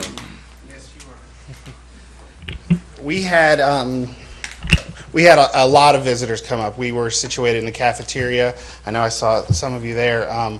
It was very crowded. We had sign-in sheets. Not everybody signed in, but there was over 50 families that signed in to come and see what we were about and to hear more about the calendar and stuff too. But there was definitely a lot of interest from families, not Wolf Meadow families too. So. Because I've heard some interest of people wanting to participate in that as well. Yes. Again, they have to provide their own transportation to come there. But I'm also in support of trying to find a way to provide some transportation to it for alternate for those that can't make it. I'm not sure how that works because, I mean, obviously we don't have a lot of buses, free buses to use. But All right, Ms. Carpenter, I think you wanted to hit the mic. Yes, and I agree with all of y'all. I do, and but I don't think if we're doing this, it's the school system that has made this choice to do this, but it's for the children.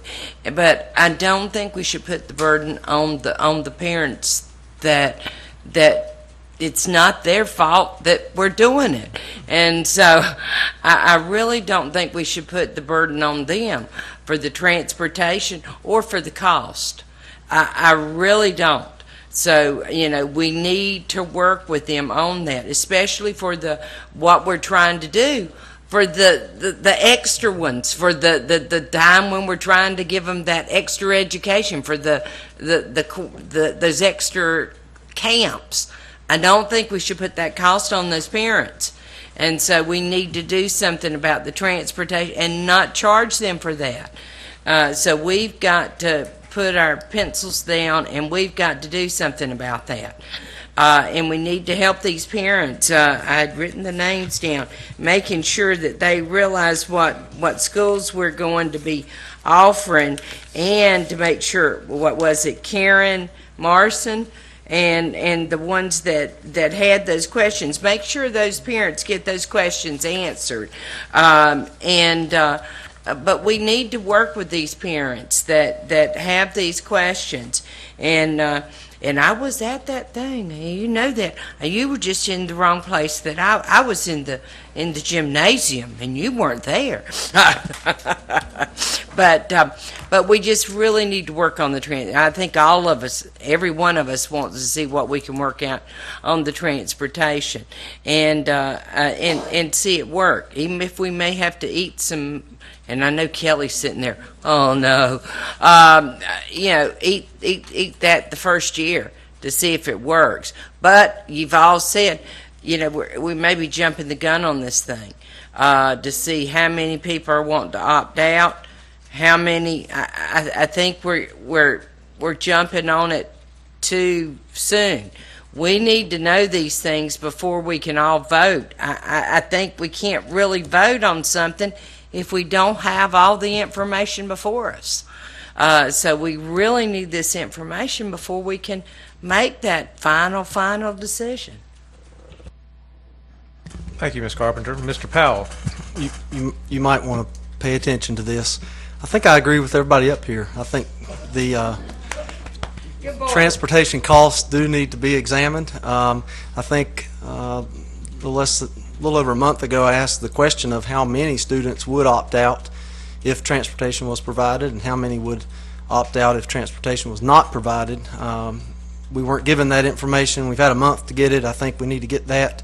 I know that each year we get bus ridership forms back in paper copy from 100%. I think our data managers are kind of bus ridership paper, you know, extraordinaires to get those papers back. So I don't know why we couldn't get this back, but we haven't, and we don't have the information. So I would like to have that information before, maybe even before February, before they have to declare where they're going. I think that'd be good to know. And also a better plan for the teachers so they don't have to interview, since we have committed to them by virtue of giving them a position at Wolf Meadow. I don't think that we should I think we should honor that commitment that we've already made to them and not force them to interview somewhere else. I think we can take care of the 2 teachers that want to go elsewhere. Thank you. Does anybody else have any comments? From what I see on your timeline, you're looking at February would be the intention window. Based on the conversation that I hear tonight, it sounds like the majority of the board is definitely pushing for some type of transportation, and I believe that once you have that, then you could probably come back to us to tell us what you think the transportation cost would be and what it might look like, so we could then inform the parents this is really what it would look like as far as transportation if we were to provide that.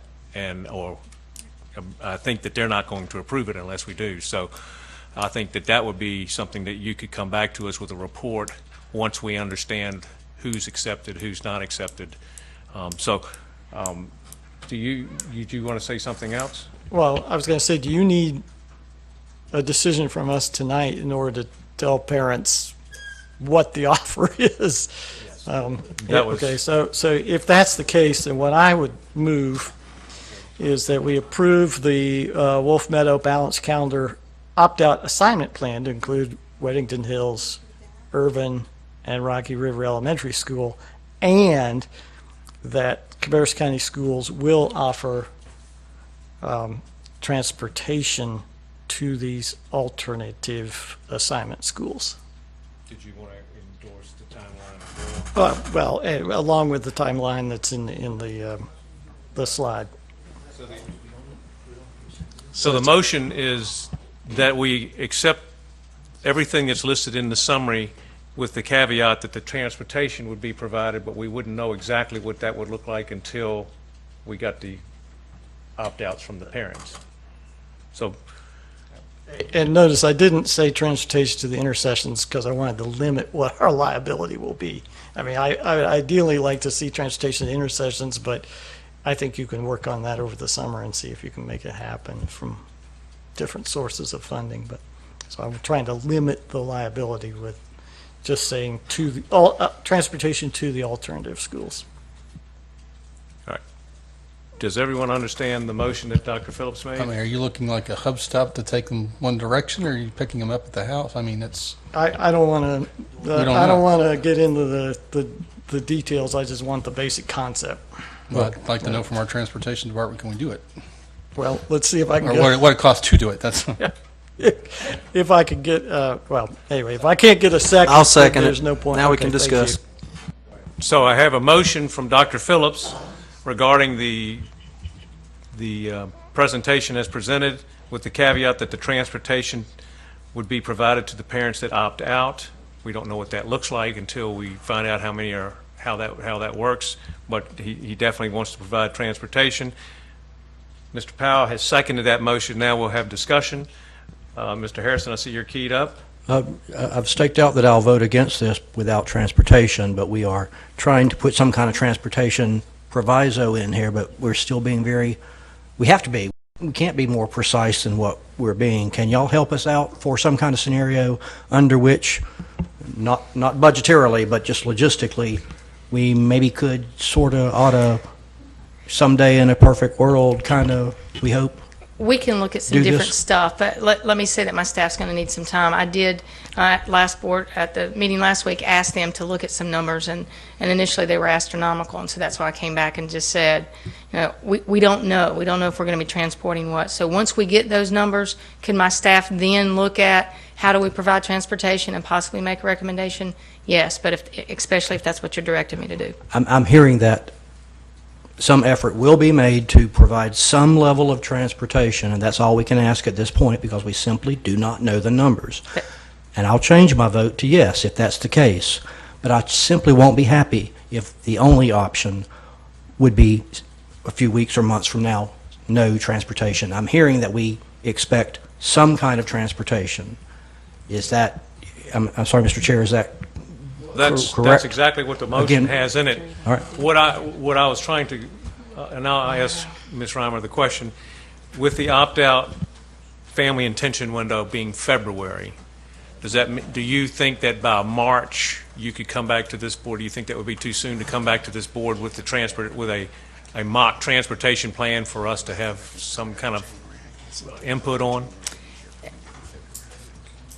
I do think we could probably come at the beginning of March with some form of recommendation to the board based on our cost analysis and And that would working still give us time to have a conversation and maybe even in April finalize it, but, at least we would hear it and then have some conversation and be creative. All right, board members. Why does that have to take till March? Why can't we just do that now and survey people? Are they supportive, or are they going to send, or they have an issue? So the vast majority of the families are supportive of this, and again, but what I would want to do is be able to send out a copy of the approved calendar now that it's official, along with these are the opt-out plans, and then get back from every family that wants to say they choose to opt out, get back that, so I would have the exact numbers. Could the family intention window be completed by January 15th? I think I could get a letter and the everything out when we come back from winter break, but then to really get it out there and track, get them all back and collect it and sit down and go over it. Crunching the numbers, Yeah, right, would still take a while, but it's still several hundred intent forms, right? Yes, sir. I'd also like to add that is our magnet time. So a lot of our parents that may be choosing a magnet. We're doing this to them, yes, right? sir. We're Yes, sir. doing this to them. I'm just saying that our parents would have to decide between a magnet and opting out at that time. If we started, one of the reasons we talked about February was that then those parents from Wolf Meadow would have the opportunity to apply for and hopefully understand whether they've gotten into a magnet or not, and then decide whether they wanted to opt out. But we can do both at the same time if you wish. We only provide transportation to their STEM magnets, or Correct. We only provide transportation to IB and STEM. That's correct. And Dr. Phillips, was your intention for this transportation idea to be for 1 year, or for the 2016-17 year only, or how can we couch that yet, or just not try to get into those details yet? I don't, let's, if you come back to us in March and you give us a number that's astronomical that we decide we cannot do, then I think what we have to do at that point is to go back to the parents and say, look, we can't pay for this. We're going to let you change your mind. We're going to let you have a second decision, knowing that there's no transportation. But at this point, our intent, I think, should be that this is just what it's going to be. Now, again, it's only for going out.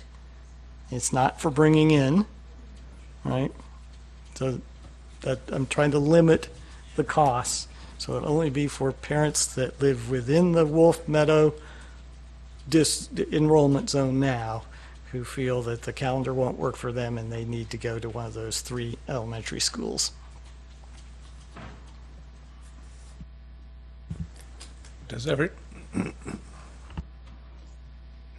I'll change my vote to yes if that's the direction we're going. Does everybody understand the motion? I just want to make sure I clarify for myself and for these guys. So what we're going to say is, if you do not want to attend the year-round calendar, these are your 3 options, and the school system is going to provide some form of transportation. And then they're going to get feedback on that, and then they're going to bring forth in March to say, and it may be 2 plans, for example. Here's how much it costs for door-to-door service, and here's how much it would cost for 3 hub stops. Because 3 hub stops is a whole lot cheaper than door-to-door service. And so we can say, these are the 2 options, but they're going to, Dr. Auerbach's going to commit to communicate to his community. There are 3 options for elementary school. The school system is going to provide some form of transportation based on that. Who wants out if you want transportation for that? And then they'll bring back a plan, probably 2 plans, door-to-door service and hub stop service to provide transportation. Will they have anything on the camps at that point? Nothing on I think that's a different discussion. This is a much bigger one right now, is to say you can, and then, yeah, I think there probably will be a discussion on intercession. But again, if we're talking about cost, then if we're providing transportation for students, then it'll be significant. And so intercession, it may be much more difficult to provide transportation for that. But he's still going to probably ask at some point, who's going to come to that and how they would go. But if it's, well, 10 kids wouldn't come because of transportation. So if you guys want to put on the table intercession transportation, then that's a whole nother discussion and a significant cost. That was another question that was asked. Is there going to be a cost for the intercession? I mean, if you want, I mean, that's the whole thing. We need those children to be there because they're having the learning loss. That's why you want them to be there. If they can't get there. But I think the first question is, are you coming to Wolf Meadow? And once you've decided that, then from that group of students, we'll start talking about intercession and what would be. But we got to know, there's no reason to talk about intercession with people who are going to opt out and go to a different school. Right. So we need to cross this bridge. And did you all want to respond?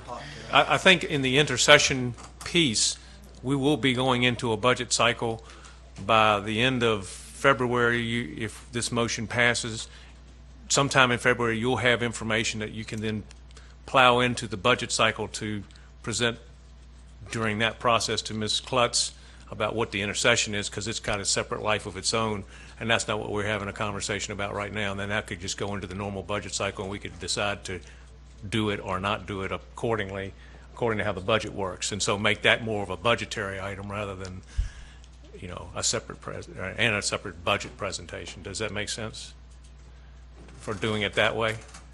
So we have the motion before us. Did you want to respond, Dr. Van Huckelum? Okay. Could you review the motion? Yes. The motion that Dr. Phillips articulated here was that, as you see on the screen, we have the action item alternative elementary schools. So we will offer 3 elementary schools, as noted. We will offer the timeline for the school choice, as noted. We will offer transportation to the schools that are noted above if the parents opt out, and the administration and the staff will present to the board in March some options and a recommendation from them as to what they think would be the best plan going forward in their viewpoint, and then the board will have to debate that and do for. So does that sound like the motion? So it's going to include door-to-door and hub stop. It's going to include transportation. Oh, well, yeah, it's just transportation, and then they're going to make us a recommendation of what that looks like. I think it's safe to say the thing to do would be break both of those. Here's what it costs to provide door-to-door, and here's what it costs to provide hub stop. That just makes it simpler, right?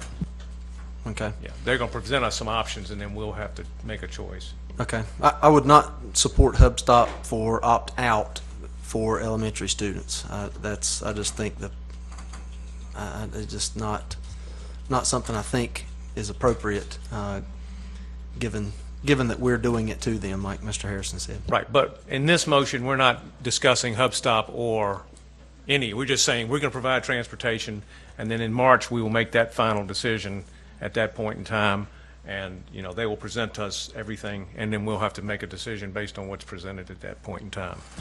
Are we going to have declarations from families attached to this proposal? Is that what you're saying? Yeah, well, that's what this February intention window is about. It occurs after the magnet, so the magnet application window is a separate entity, and then comes the intention window for the families at Wolf Meadow to make their intentions known. In February.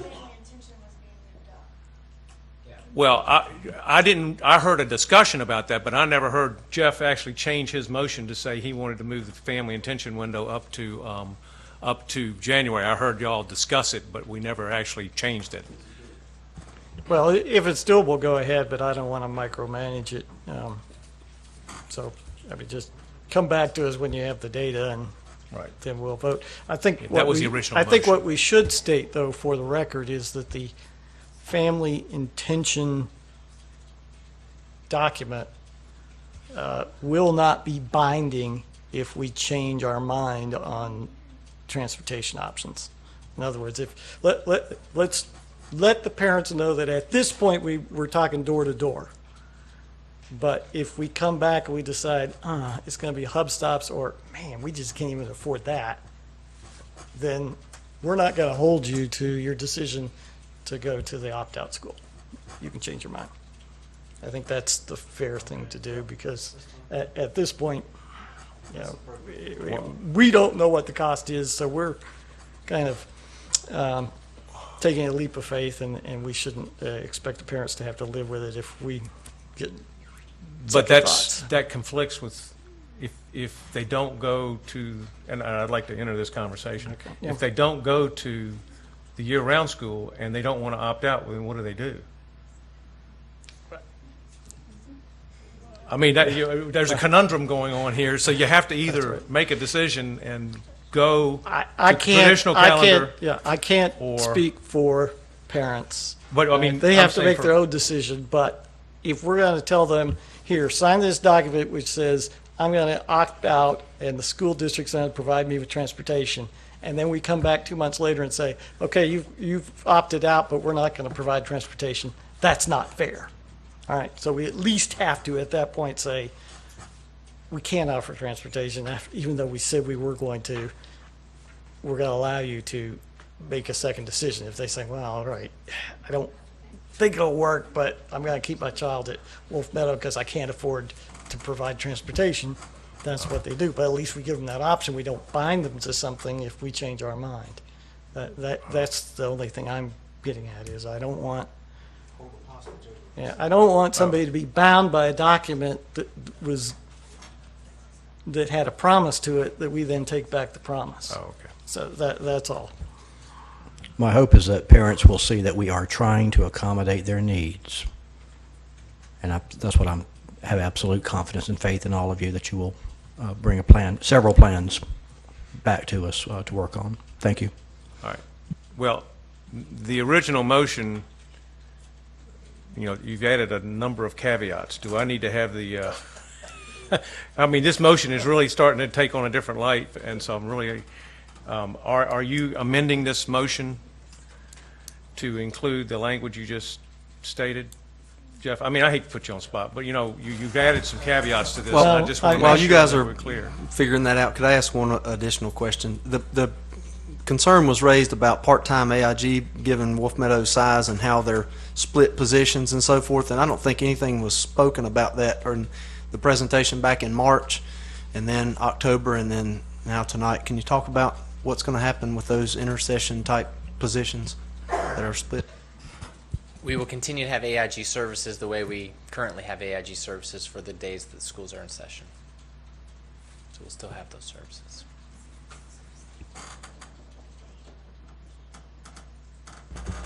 Okay, so those positions will just be half-time only? I mean, we don't know the answer to that because AIG, right now it's a current half-time AIG teacher. Our teachers, especially in the half positions, they like to move towards a full-time position at a school, so many times those are transient. I mean, at the end of the day, we're committed to serving AIG students for 180 school days, just like we do at any other school, based on the numbers of AIG students that are populated in that school. So they won't go without AIG services. I would assume ESL's in the same boat. They're split time. Okay. These are all services we legally have to provide. So we're going to provide EC services, ESL, AIG, and anything else you would have in a regular calendar because we're obligated to. And if you'll just be patient, I'll let Dr. Phillips write out his motion because he's trying to do that. I got another question. I had another question, Mr. Chair. Oh, Mr. Walters. All right, if we have somebody who's not happy,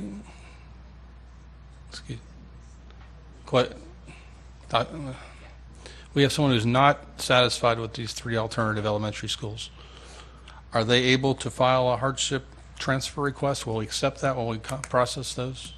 Yes, we will process each one individually and look at each case as a hardship, Like if they are there's a closer hardships. school that they would like to go to, say Pitt School Road or something? We will treat that just as we do all other requests for hardship, yes. Do they need to fill out a particular form, or are we just going to proceed with a statement from the family, even verbal, that we can't do this and accept it as a hardship? We will ask them to fill out the form and follow our formal transfer process. So parents need to fill out the hardship form. Yes, and we will communicate that once this is said if they haven't. And we have Sarah Morton who receives those calls immediately, and we'll get the information out to them. Okay, but again, parents should not just say, this won't work for me, and end the conversation, parents need to fill out the hardship form. Yes, sir. Okay, thank you.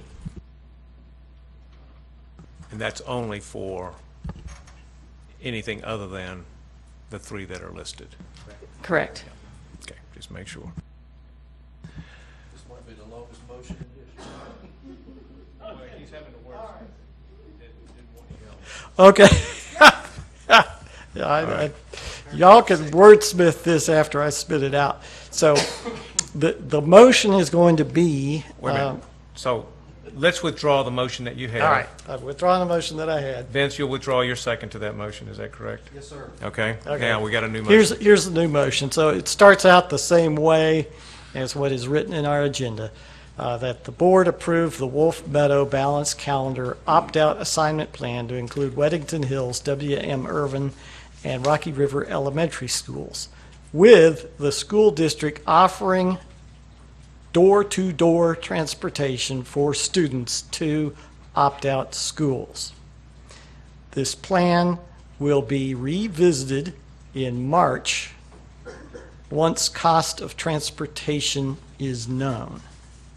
And parents who opt out may change that decision if the board decides in March it is unable to provide door-to-door transportation. All right, board members, Dr. Phillips has made a motion. Do I hear a second? I will re-second that. Okay, so Mr. Powell will re-second, so we have a JP and a VP on here. Any more discussion on Dr. Phillips' motion? Okay. So if now Mr. Furr looks like he's done his conference, all in favor of this motion, say aye. Aye. Aye. All opposed? All right, so the motion carries 7-0, and we are moving forward. Is there a separate agenda item dealing with the staff members that want to move, or no? No, there was not a separate agenda item for that. I mean, if you want, we could add it at the end if you want. Okay, yep, we'll just add it, or do I have to make a motion to add a separate agenda item that deals with transfer of staff Yes. from Wolf Meadow? I would like to make that motion. Okay. That'd be Mr. add Powell agenda item. wants to make a motion to, Add an agenda item to discuss the transfer of staff from Wolf Meadow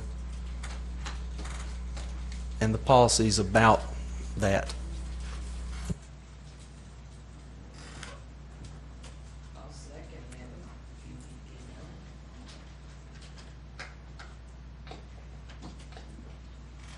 all right, so Mr. Powell made the motion to about discussing the transfer of staff from Wolf Meadow.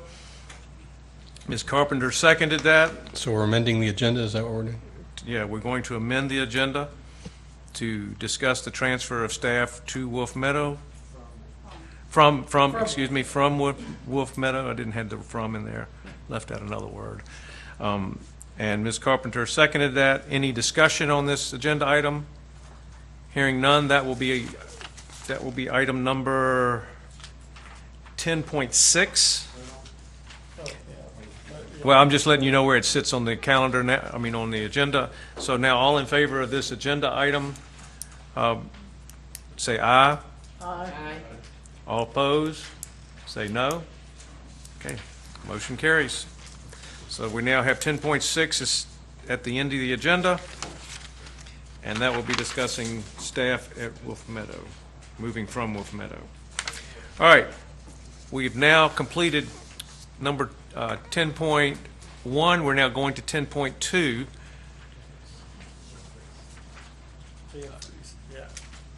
Oh, I- that was 10.5. Oh, you're going to do that 10-5? Yeah. 10.2 is already numbered early college. Mr. Louder, Ms. Klutz, this should be fairly quick.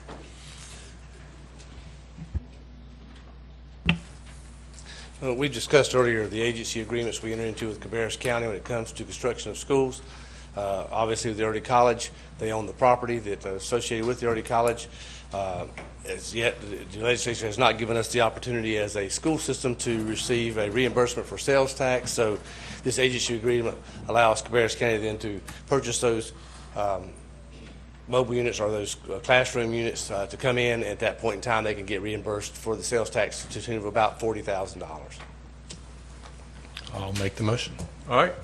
Mr. Walter makes a motion, and I heard Ms. Carpenter actually make a second. All in favor of this motion, say aye. Aye. Oppose? All right, that motion carries 7-0. We're now on to 10.3, New Odell School Road Improvement, which got deleted. So that's gone. That was fast. All right, 10.4, approval to submit training credit hours for the NCSBA board members. It's for Dr. Phillips and myself. When we went to the Pursuing Extraordinary Outcomes in Public Education at UNCC. Do I have a motion to approve those hours? I make a motion we approve the approval of the training hours for Dr. Phillips and I'm giving you a doctorate here, Mr. Shoemaker, for hours. I'll second. All right. All in favor I of... had one quick question. On the, yes. on the what is it, North Carolina State Conference, does that automatically get credited, or do we actually have to apply for that? Yes. Okay. So, and I believe everybody has filled out their appropriate forms to make sure they get that credit, have they not? All right, get with, if you haven't, make sure you get with Miss Monroe. Oh, you don't need it, you didn't even show. You do it online. All right, all in favor of approving the credit hours, say aye. Aye. Opposed? Then that motion carries. It moves us to 10.5, and 10.5 was the carryover consent agenda item for the approval of the Cabarrus County School Choice and Magnet proposals and criteria as presented on December 7th. Dr. Van Hukelum, you now can come back up. I'm sorry that I'm jerking you around. All right.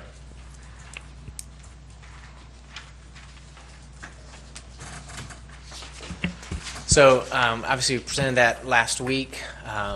Actually, the parent articulated the tension of making a decision like this, right? So this is about school design and the outcomes that we want to have for J.N. Fries Middle School.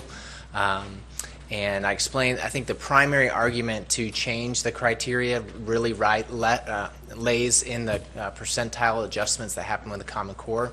And the original design of the school by this school board had that admissions criteria going down to the 30th percentile.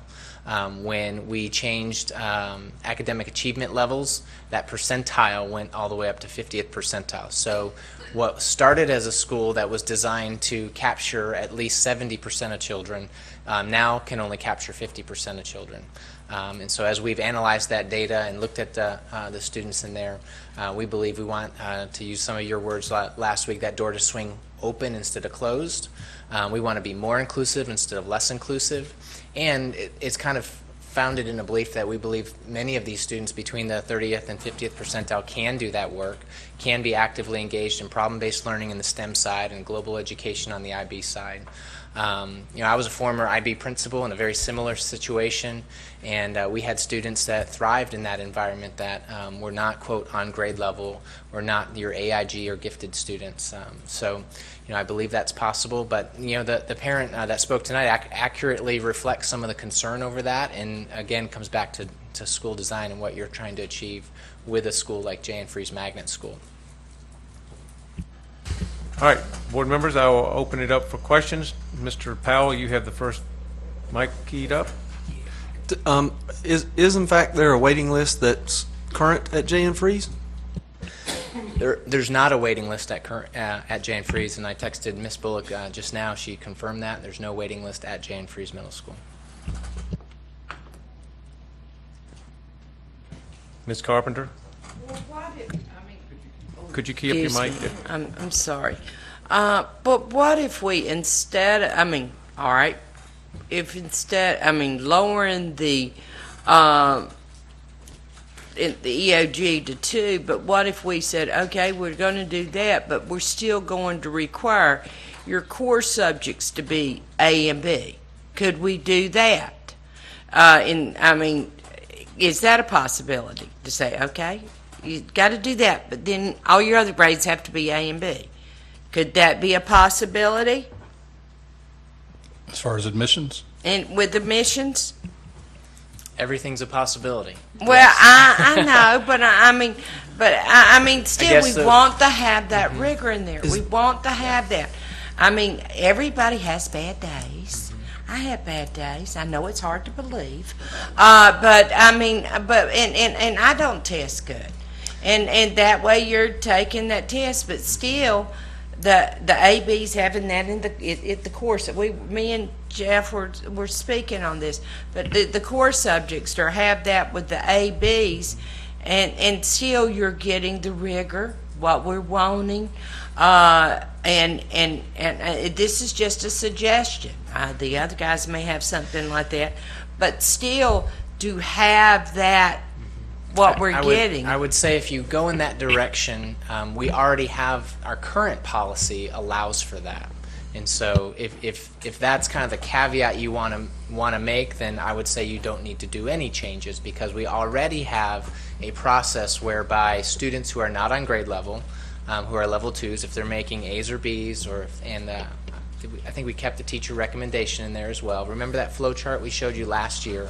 That flow chart in that middle column, and it's attached to the board agenda from last week, really handles all of those scenarios. So I would say correct. So the admission requirements, other than the EOG, are still the same as they have been, which includes an element of teacher recommendation and grades. Is that correct?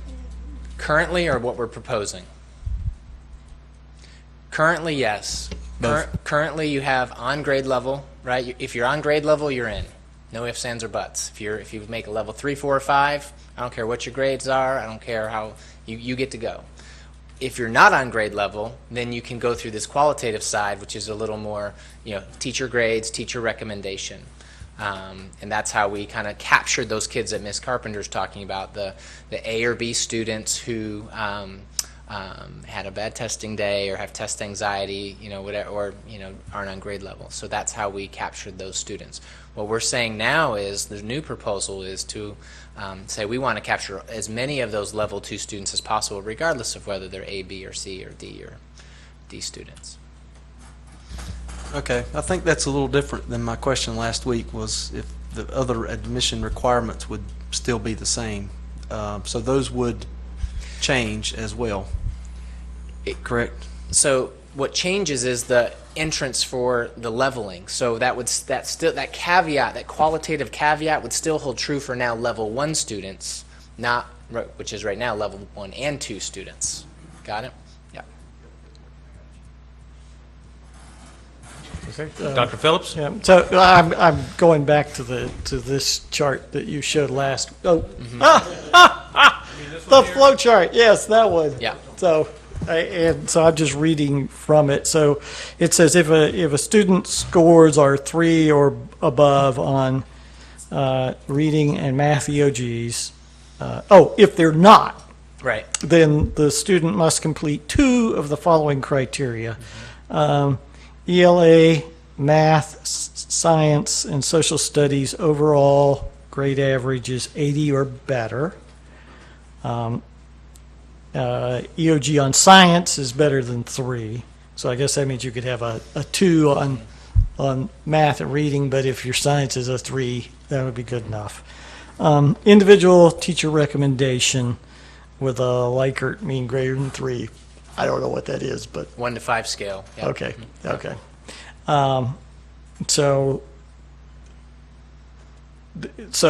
I guess what Carolyn and I are discussing is maybe we make that the criteria, but the change would be once you're in JN Freeze, you will not be forced out.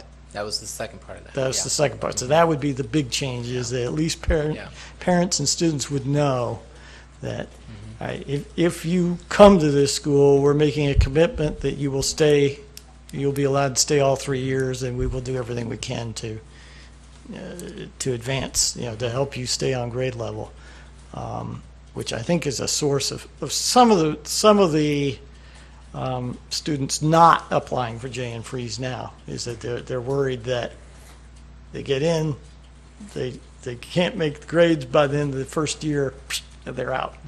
So better just stay out to begin with. So we would be making that change, which would hopefully broaden the pool of students that come in.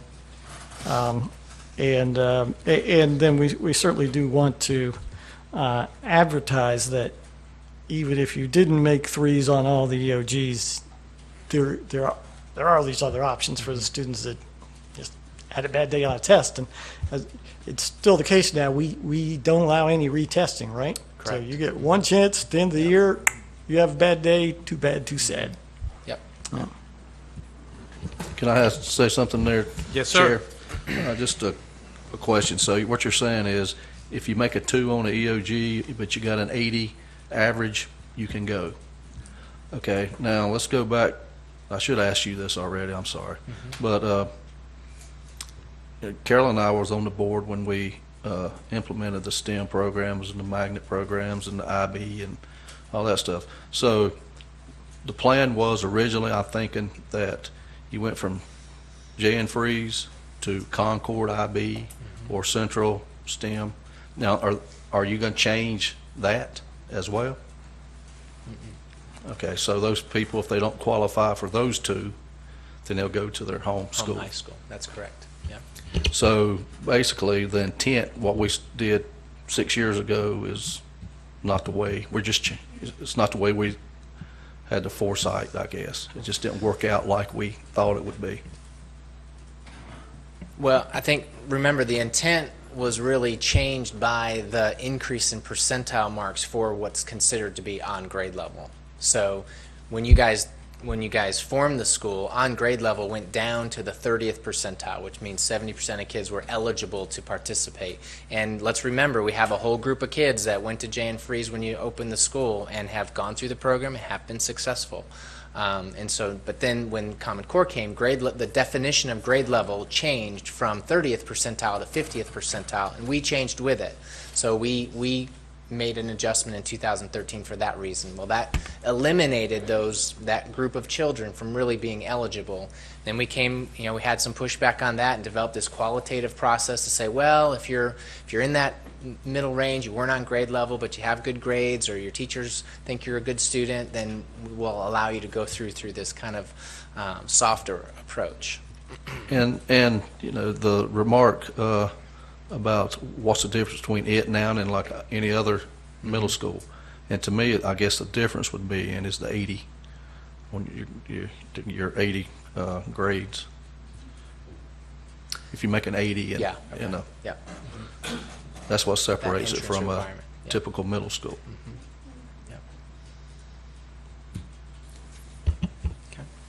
Any other comments, Mr. Powell? I think also Mr. Phillips or Dr. Phillips suggested that if students are not taking Algebra 1 or Math 1, that they are discontinued from advancing through the program. Into high school. Okay, into high school. All right, I previously had that incorrect in my mind also. But, so Math 1 is going to be recommended for the vast majority of these students, and that's the only way they can proceed into high school. Is that the case now? That is the case now, yeah. Okay, Yeah. thank you. So right now, courses other than Math 1 are offered in 8th grade. This year, all of them are in Math 1, I believe. Now, when we first opened the school, because remember we went down to that, between that 30th and 50th percentile, that group of students, we had some other choices for them. But as Common Core raised the rigor, we adjusted to that because we responded to the students in the building. So I'm pretty confident that every 8th grader there today is in Math 1. Okay, now, but that hasn't always been the case. That hasn't always been the case. And the school will adjust depending on the students, especially, as you know, in that 8th grade, Math 1 is a rigorous course in 8th grade. So. Okay, thank you. Yep. I'm trying to say this gently. I find it interesting that there is a waiting list, but that there is not a waiting list. I won't go there. I won't go there. Right. I won't I'll go there with you. No, I just don't know how that can be, but that's neither here. Can we not follow up with Ms. Nelson, because that's not good? Well, I If just we mean call that the school process and we ought to get be different pinned information. down going forward. The principal said there wasn't a waiting list, so If we call I think the- we if have some- to trust the principal in this, do we not? I'm not saying there's not a waiting list, but I'm not saying that we didn't call and somebody who answered the phone said there was a waiting list. Okay. If there's not a waiting list, then we shouldn't pick up the phone and say that there is a waiting list. They're not mutually exclusive. Both events could take place. Okay. So I think that we need to address the one that took place that makes us look like we don't know what we're talking about. Well, the process needs to be pinned down going forward from the sound of it. I had a conversation earlier with Dr. Lauder about the resources available to make sure we have the remediation, which our own plan indicates would need to be in place. Can we discuss any details about that and how to plan for having the right resources at the school for remediation at this point? Yeah, I mean, I won't speak for the school, but I mean, every school takes in their incoming 6th graders, analyzes the data, and decides how to best meet those students' needs based on the academic data that those kids come to. So Christy and her team would do the same thing based on that data, and they might adjust their schedule. They might do a Core Plus approach, which is a common option where students are taking core subjects, and then they might have an intervention block twice a week on Tuesday and Thursday for 20 minutes. You know, they're going to analyze that data and make those adjustments and respond to the students. Just like to Mr. Powell's point, you know, the school has already responded to the needs of 8th graders at that school for Math 1 or not Math 1. If the kids can't handle the rigor of Math 1 in 8th grade, we're going to probably create a section of 8th grade math. But right now, all of them can handle the rigor of Math 1, so they're all in Math 1. And again, respectfully, I had a parent who I know tell me firsthand that there is retesting that does occur. Now, I'm not sure what that exactly entailed, but that maybe testing all during the year as opposed to the year end or end of course testing, but that retesting does take place. I don't know how to couch that, but I'm sorry, there it is. Sure. I mean, depends on what you're it talking either is or about. it is not. Yes. So his comment was that there is such a phenomenon going on. I would hope there is retesting during the school year. I mean, that's a really good practice, especially if our teachers are teaching for mastery learning and expect students to, by the end of the school year, learn everything we expect them to learn. Kids don't always learn in lockstep, and so retesting is a common strategy that teachers do to make sure that kids have mastered the content throughout the year. So if that's what you're referring to, then absolutely I would hope there's retesting under those scenarios. Yep. With the EOGs, was it not about 5 years ago that we actually did retest? We used to retest prior We used to to the Common retest, Core, and then I didn't. and now we don't. That's correct. And that's a state decision. So the state will tell us whether we can retest or not. Currently, we cannot.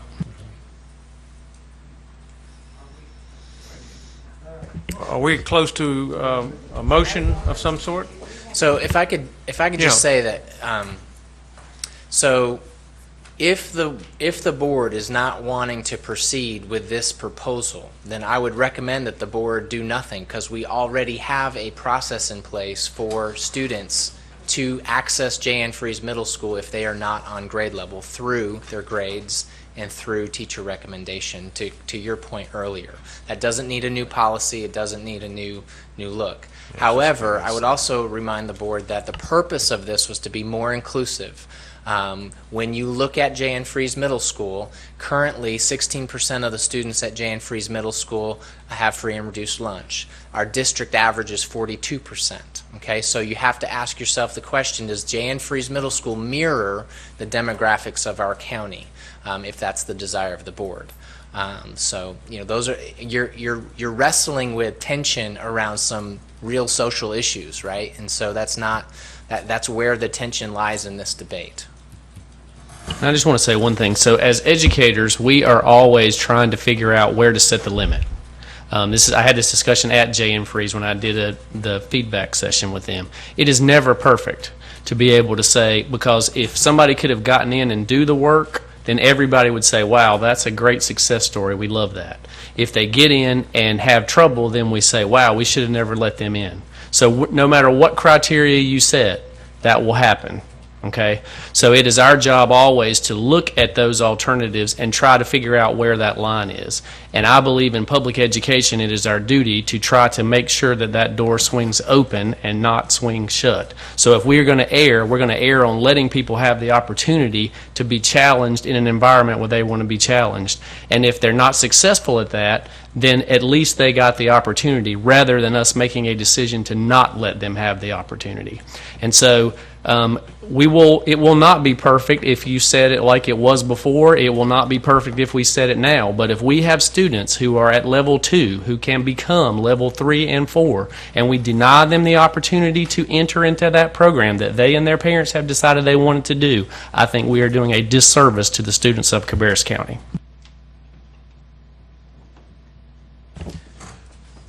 Board members, need a motion to move forward. I'll make a motion to approve the change. Okay, Mr. Walter makes a motion to approve the change as enumerated by the presentation last week. Because you didn't display the change, yeah. Okay, and that is to move the grade, acceptance grade to level 2 on the EOGs, and then the students would then, if they were allowed to get into the J.N. Freeze, and they would stay there until the 8th grade, at which point they'd either qualify to go onward or go back to their home high school. That's correct. Yeah. Okay. All right. So Mr. Walter has made the motion. Do I have a second to his motion? Second. Mr. Harrison has seconded that motion. Now, is there any more discussion on the motion before us? Hearing none. Yes, sir. Yes, sir. Could you review what that entails? All right. The proposal last week was to make the following changes to the J.N. Freeze middle school criteria, and I'm going to read it just off of what we had from last week. It is to reduce the transition during the 6th and 8th grade years by eliminating academic criteria for matriculation. If accepted in 6th grade, all students would be retained until the 8th grade. Upon leaving the 8th grade, students would have to be on grade level in order to matriculate up to the IB or STEM, it says and STEM programs at Concord and Central respectively. In addition, students would need to have completed Math 1 in 8th grade to qualify for the IB and STEM programs. The second dot point to that is behavior and attendance requirements would remain the same as the other magnet programs, pursuant to the transfer policy as stated in the CCS Board Policy 4115. The third dot point is lower 6th grade admission criteria to level 2. This would bring us back to the original percentile requirements prior to Common Core. And entering 7th and 8th graders must still be on grade level. And that means that they would have to have tested on to grade level. So anyone coming into the program after 6th grade would have to be at, I guess it's a level 3 then. Okay, so 7th and 8th graders coming into the program would have to be on a level 3. 6th graders would still be allowed to enter on a level 2, or would be allowed to level based on this motion. Okay. One more question. Yes, sir. Since this is what I do, will they have athletics now, or is that going to change? There's no proposal Plan. to change athletics. Students can participate in athletics either at their home school or, I believe, C.C. Griffin. That's right. All right, so we have the motion before us. Any more discussion on the motion? Hearing none, I will now call question. All in favor of this motion, say aye. Aye.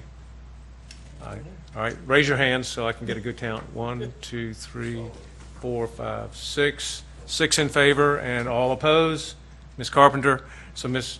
Monroe, we have a 6-to-1 vote to change the criteria for Jan Freeze to a level 2, or as noted in the piece that I read from last week. All right. Good discussion, board members. All right, this moves us to 10.6. 10.6 was Mr. Powell's motion to discuss, let me see if I can find it, where is that?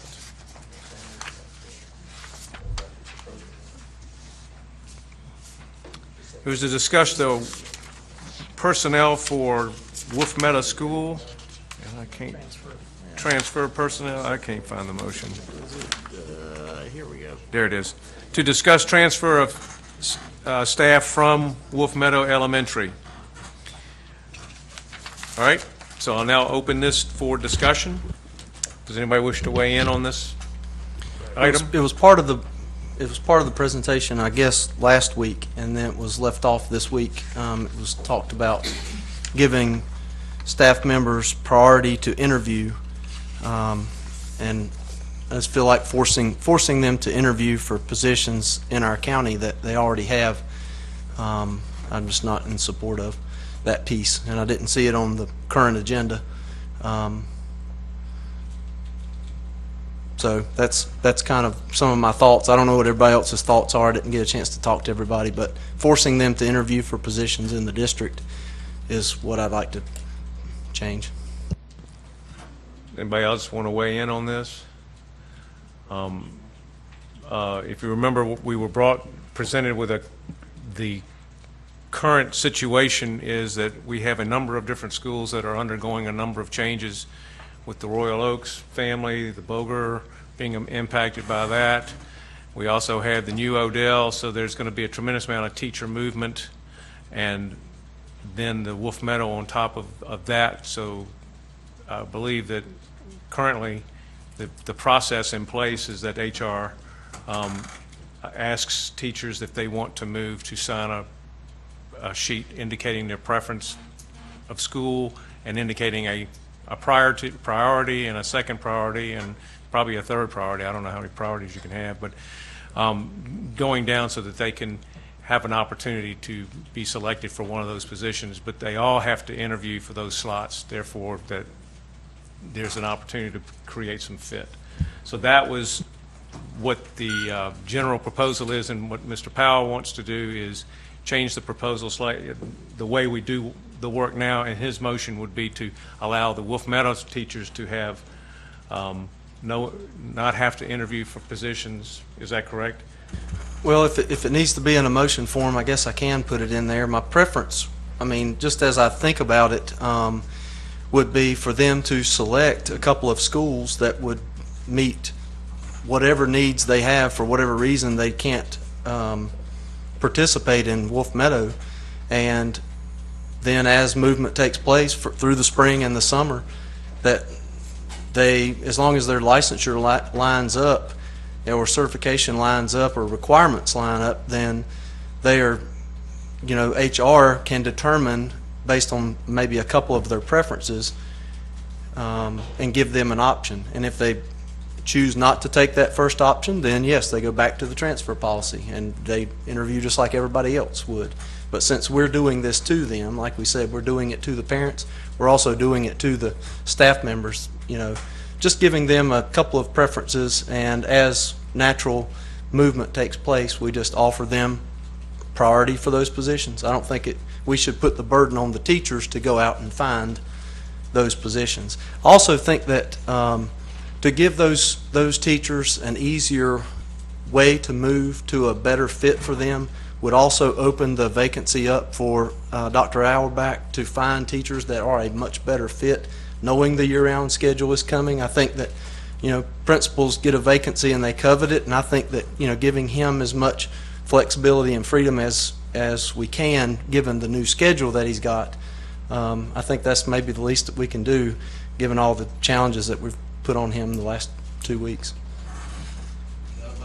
that's the I want to make sure motion in history. Before we talk motion, that we at least, I think what Mr. Powell is suggesting is a violation of the transfer policy. So at least to have Ms. Stone weigh in to say, right now, if you don't want to work at this school, then you can transfer to another.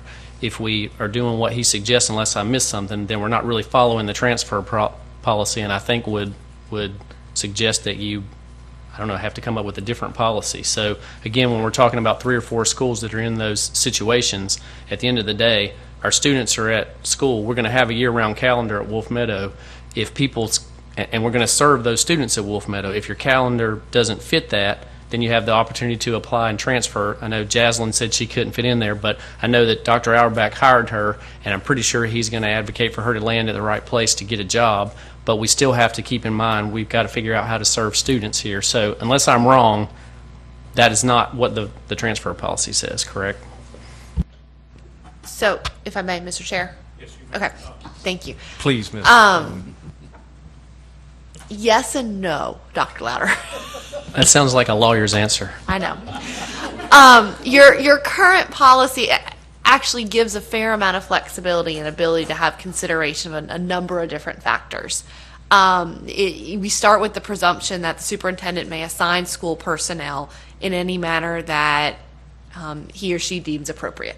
I mean, we talk about principals hire you to a school, and that is true, but ultimately the superintendent can, and we do see it happen, make transfers between and amongst the different schools as needed. Assignments are based on qualifications, training, competence, fitness, and needs of the school system. When making these assignments, the superintendent considers evaluation and experience. Voluntary and involuntary transfers or reassignments are made in accordance with, and I think these are the useful factors to think about, and I think align with what Mr. Powell has talked about. Course requirements, fluctuating enrollments, allotments, efforts to improve student performance, and the general welfare of the school system. In addition, the interests and aspirations of employees will be considered in making assignments and transfer decisions. However, those interests have to be weighed against what's in the best interest of students and the schools. Obviously, if we have one third grade teacher position open, we need to make sure we align a third grade teacher to that space. Ultimately, the superintendent has 6 factors he is to make employee initiated transfer requests, which is what this ultimately is, based on needs of the school system, the contribution the staff member is making in his or her present assignment and could make in a new assignment, opportunity for professional growth, the preference of the staff member, the current principal or immediate supervisor, and the prospective principal or immediate supervisor. So the incoming principal is one factor. It's not the determinative factor, but it is one factor we look at. Obviously, licensure and certification required, and length of service in the school system. So in our policy right now, we actually do have a bit of a weighted system that can be looked at by the superintendent and by HR in terms of looking at employee-initiated transfer requests. And I hear Mr. Powell's recommendation it very much is in line with what's here. Perhaps he's just trying to tweak it slightly to give maybe a higher preference. And so that would be a revision to the policy or to have the board vote on an exception to this policy for Wolf Meadow staff. And how is that fair, unfair, appropriate, inappropriate compared to other staff members? And that's where I think I have some reservations, so I do not recommend that. I recommend we follow the policy that we have in place. And by following the policy we have in place that Ms.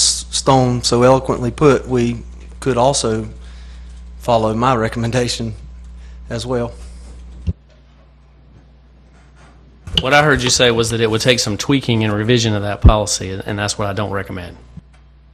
It would be an exception to the current policy, for which you all could either do a revised policy or do a policy change. I think you'd have to think about what are the potential implications going down the road if you made an exception to an existing policy.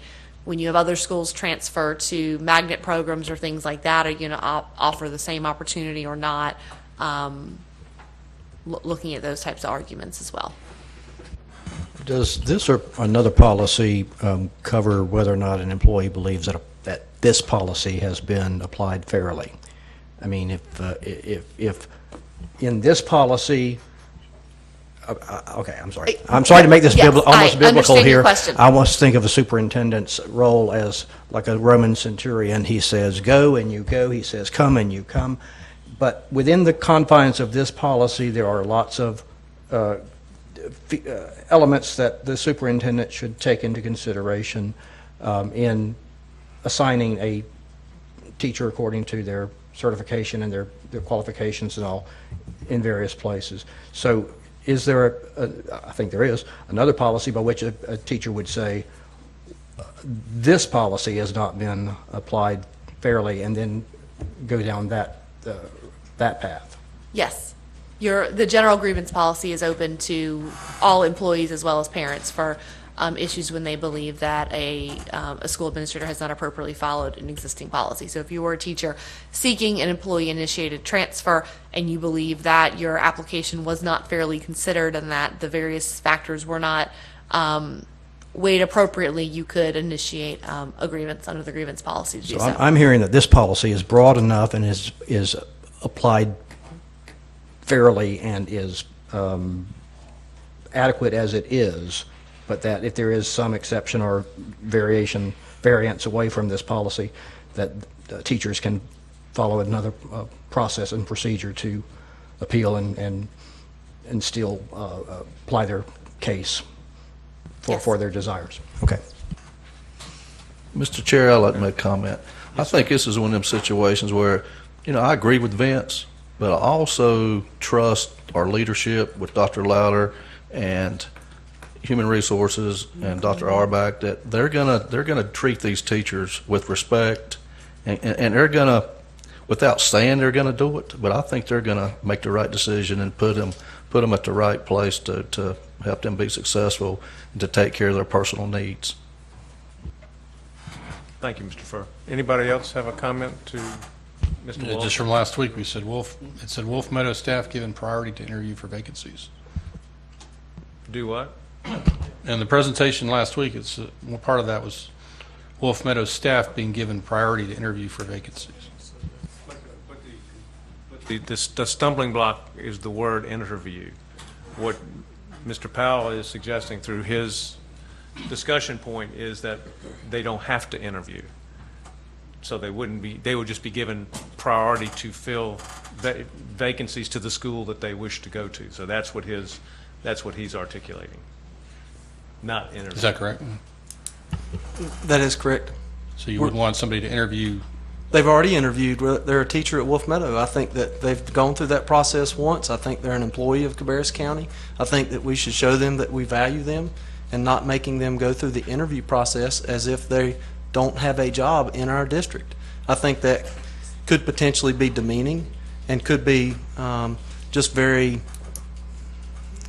just a gargantuan effort depending on where they would like or have where they live, and they're kind of limited in where they could interview. And I just think that's, given the fact that we're doing this to them based on the calendar, I don't know that we should require that effort on their part for nothing that they did.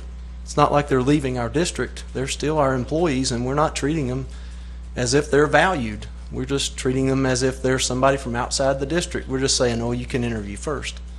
So yes, that would just take away that. Give them priority. I don't particularly see interviewing as being demeaning. I think it's a back and forth on, does this job fit this particular person or not? But if it happens 4 or 5 times, then would you think that interviewing 5 times for a position just because your family situation dictates that you just can't work there? I think that would become demeaning. And I think that, I wouldn't want to go through it. And when I was a teacher, I wouldn't want to go through that if somebody forced me to leave the school. But maybe elementary teachers like to interview and want to do it a lot, but I don't think they do. Anyone else? Is there a motion that's going to come out of this? Oh, did you? My fault. I'll second it. So could you restate the motion so that everyone here will know what we're voting on? I move that instead of giving teachers priority to interview, that we give teachers priority to choose among 3 preferences of schools.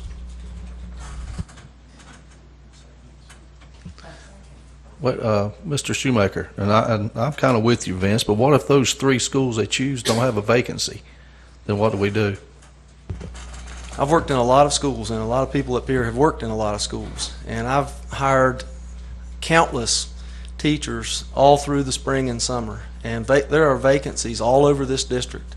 And if there are schools that have absolutely no vacancies, then of the 3 preferences, I don't think that's going to happen. But if it does happen, then I'm not sure what happens then. I don't think it's a viable solution to say that since it might happen, we should avoid this and then make these teachers interview. But I can tell you that it's extremely unlikely that of 3 preferences for elementary schools that there won't be any vacancies. Our vacancy rate is up about 13%, where just 8 years ago it was at 7%. So for whatever reason, we're creating vacancies, and I think they'll be there. All right. Ms. Stone, before we vote on this motion, what would we have to change on our policy? I guess, would we have to have some type of policy change prior to making this vote? Because you did say that we would have to tweak the policy. So that makes it, before we vote on a motion that wouldn't be illegal, what policy? Change the policy to first reading.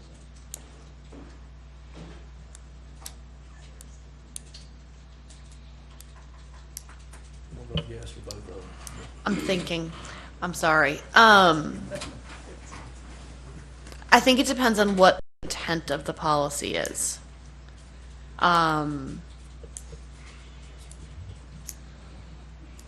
The cleanest way would be to formally amend the policy, to go undergo a policy revision.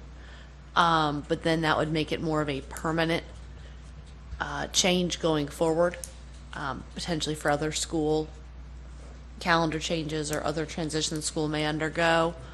I think you all need to think about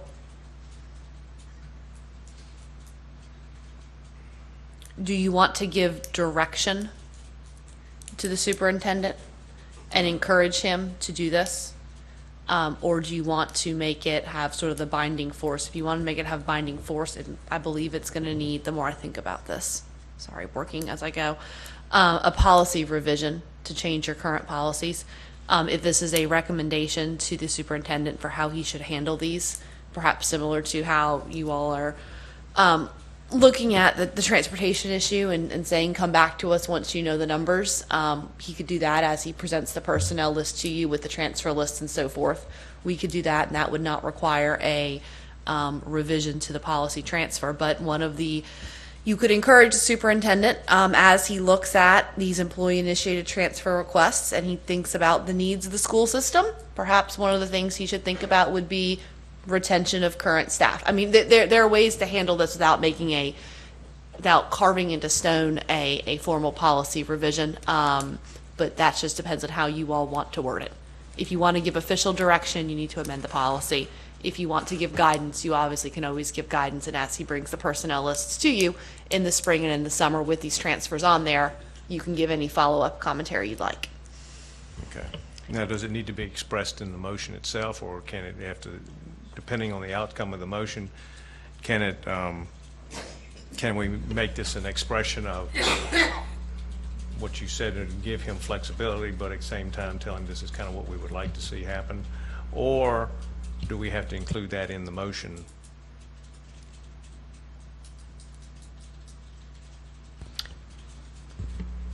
If I withdrew the motion, could I just create another motion that says, or that suggests reviewing a Wolf Meadows specific practice to come back to us with that ensures priority placement instead of priority interviews?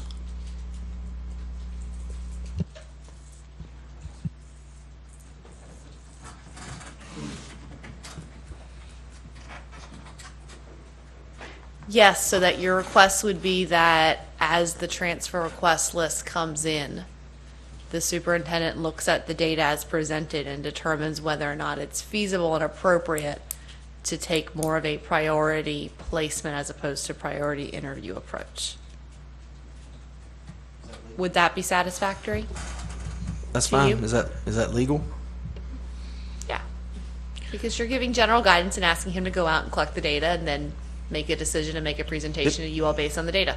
It may die anyway. I mean, lots of mine do die, but at least everybody's on. You know, they kind of. withdraw my second. But okay, I'll withdraw my motion, Mr. Chairman. Okay. But you know, I'm trying to like write to- and keep up with what y'all are talking about. All right, so the motion that Mr. Powell has offered is gone, so it's withdrawn, WD, and now we're going to have Another motion. Let me add something first. This is just like all the other decisions we're trying to make with the Wolf Meadow deal. We don't really know enough data. I mean, it could be 2 teachers, which I hope that's all it is, or it could be 10, and then that changes everything. So that's all I agree completely, and I just would like to know that there's something in place that if there are others that are in the same position as the 2 but do not want to maybe speak up or don't feel comfortable, that now they have an opportunity to know that we're going to take care of them, and we're going to value our commitment or honor our commitment. So anyway, the motion is to encourage staff to explore options that do not have the priority interview. They have a priority placement. I'll second.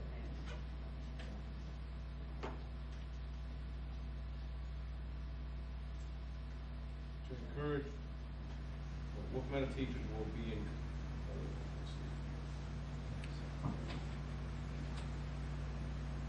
superintendent will encourage staff to look at priority placement of Wolf Meadow elementary school teachers versus interview versus priority interview. Correct.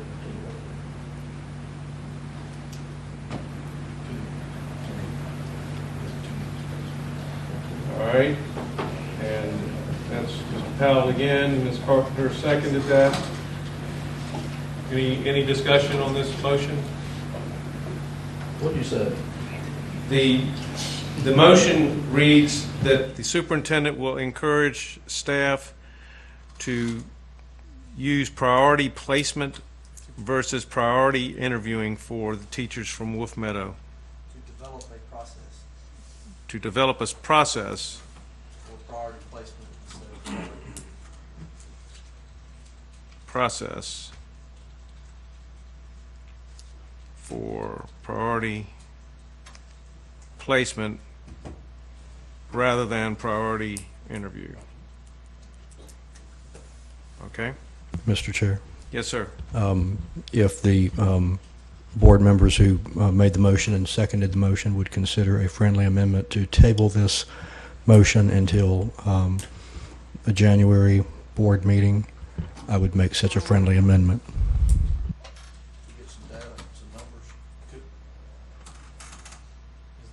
Is the intent to collect data ahead of time or use the current data? I don't know what you could collect between now and January. If We got teachers- 3 days or 4 days left. If teachers know that they're going to be taken care of, they're not going to have to go interviewing all over the district, I think that they would feel more comfortable making that firm decision, and then we would know, we would be able to tell the administrative staff at Wolf Meadow, you've got 5 additional vacancies, go out and hire. I despair if we make policy changes on the fly. We're circumventing the policy committee. We're chipping away at the authority of the superintendent. We are presuming to make micromanaged kind of decisions that are outside of our purview. I haven't learned much on this board, but I've learned that much, and that those are very precarious matters to get into. That's kind of where I'm coming from. I'm being as straightforward as I can. I'm happy to discuss this in more detail with some greater thought, but just to run with this at the moment, I think is quite dangerous and sets a bad precedent.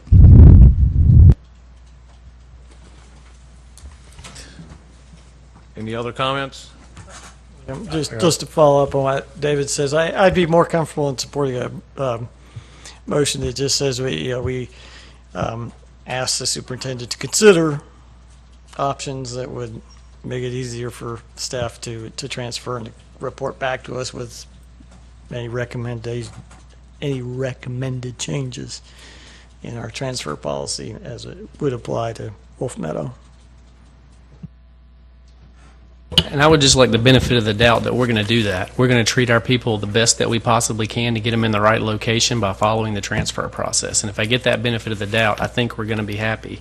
But without that, then you guys are going to direct me to change a board policy, which I don't think is the right move. I think the motion itself suggests that we're not looking out for the best interests of our employees and looking for them for a job, and I don't believe that. I think everybody employed here is doing that. So again, I would just like the benefit of the doubt to say we're going to take what we've been assigned and treat people the best we can to serve the students of Cabarrus County, which is what we're employed to do.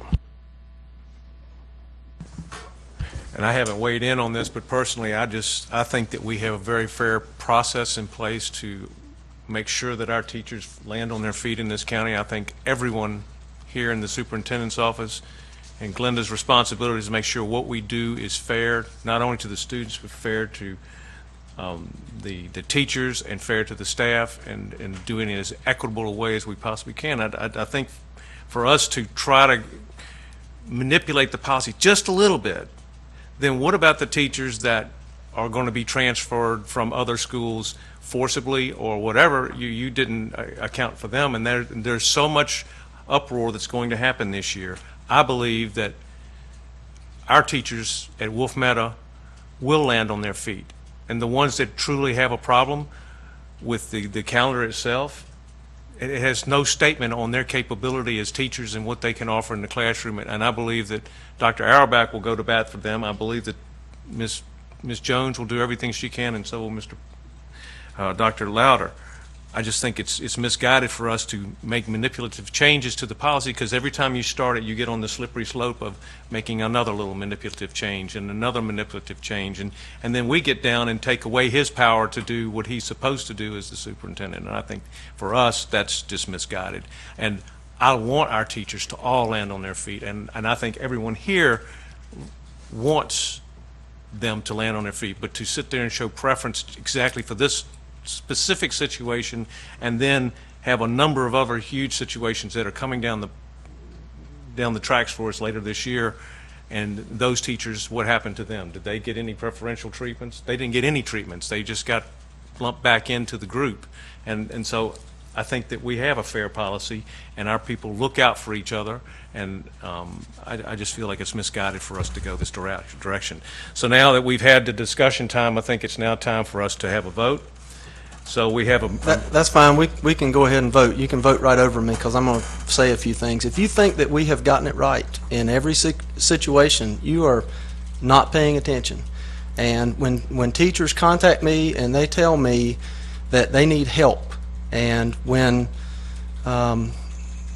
they trusted me with this position, I feel like I'm supposed to do something to help them out. And when we get it wrong, as an HR department or superintendent or technology or administration or curriculum, I think it's our job to stand up and to make a tough decision and to dig in and find out why we made the incorrect decision, and then to do something with the policy that protects people moving forward. And so that was the commitment that I made. And so if you want to sit up here and say that everything is hunky-dory and we haven't ever messed it up, then you're not paying attention or you're not asking questions. And if that's the case, then so be it. But that's not going to be me. And so I'm going to stick up for those that need a voice up here. And that's what this motion is all about.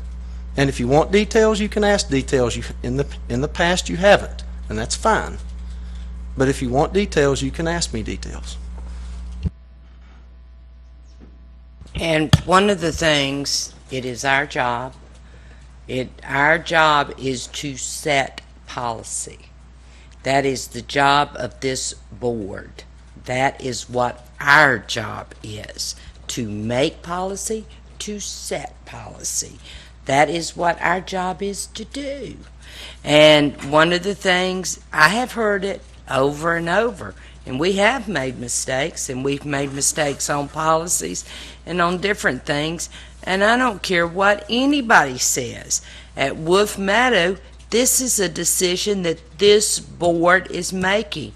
We are the ones that are putting those teachers in that position. It is something this board is doing to those teachers. And it is different than us building a school and us moving them. It's a whole different type situation. It's not something, when we build a school or we, do something, that's different. And so that's not something where that we voted on to do. So it is a different situation. Thank you. Appreciate that. Well, it comes time for us to vote, and I appreciate y'all's opinion, and I have my opinion. And as you said, Ms. Carpenter, we have policy. And as Ms. Stone has testified to us, that we have to be careful with how we deal with our policy. So now we have a motion before us. We've tried to go around our policy by making this motion for a choice for the superintendent to encourage staff to develop a process for a priority placement rather than priority interviewing. And so that is the motion before us. And now I'll call it to question. And all those in favor of this motion say aye. Aye. All those opposed say aye. Or raise your hands. No. Okay. The motion is defeated, 5-2. And we will trust that Dr. Louder will place. Can we bring this policy in front of the policy committee and review some of these issues if they're...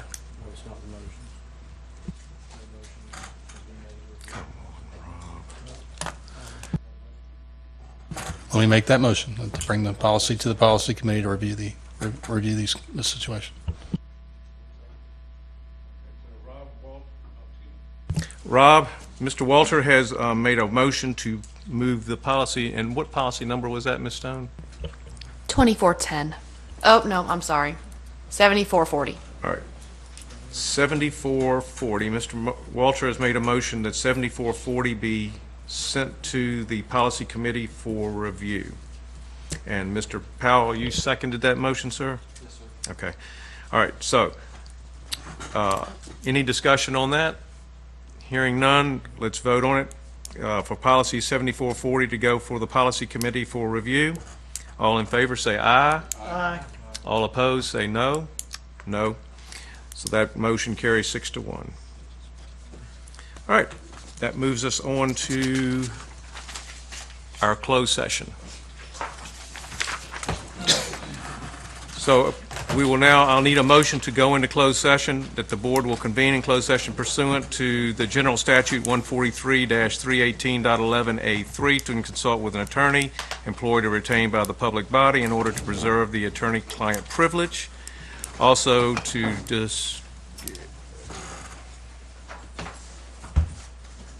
discuss Bertie County Board of Education et al. Versus Janet Cowell. That is 15-CVS-13881. Also Villaturo versus Cabarrus County Schools. That is 1:15-CV-976, MDNC. And Bedworth versus CCBOE. That is 15-CVS-1531, Cabarrus County. And pursuant to General Statute 143-318.11A6 to consider qualifications, competence, performance, character, to hear and investigate a complaint or grievance, and pursuant to General Statute 115C-319 through 321. Do I have a motion? So moved. Dr. Phillips, Mr. Harrison, All in favor of going into closed session, say aye. Aye.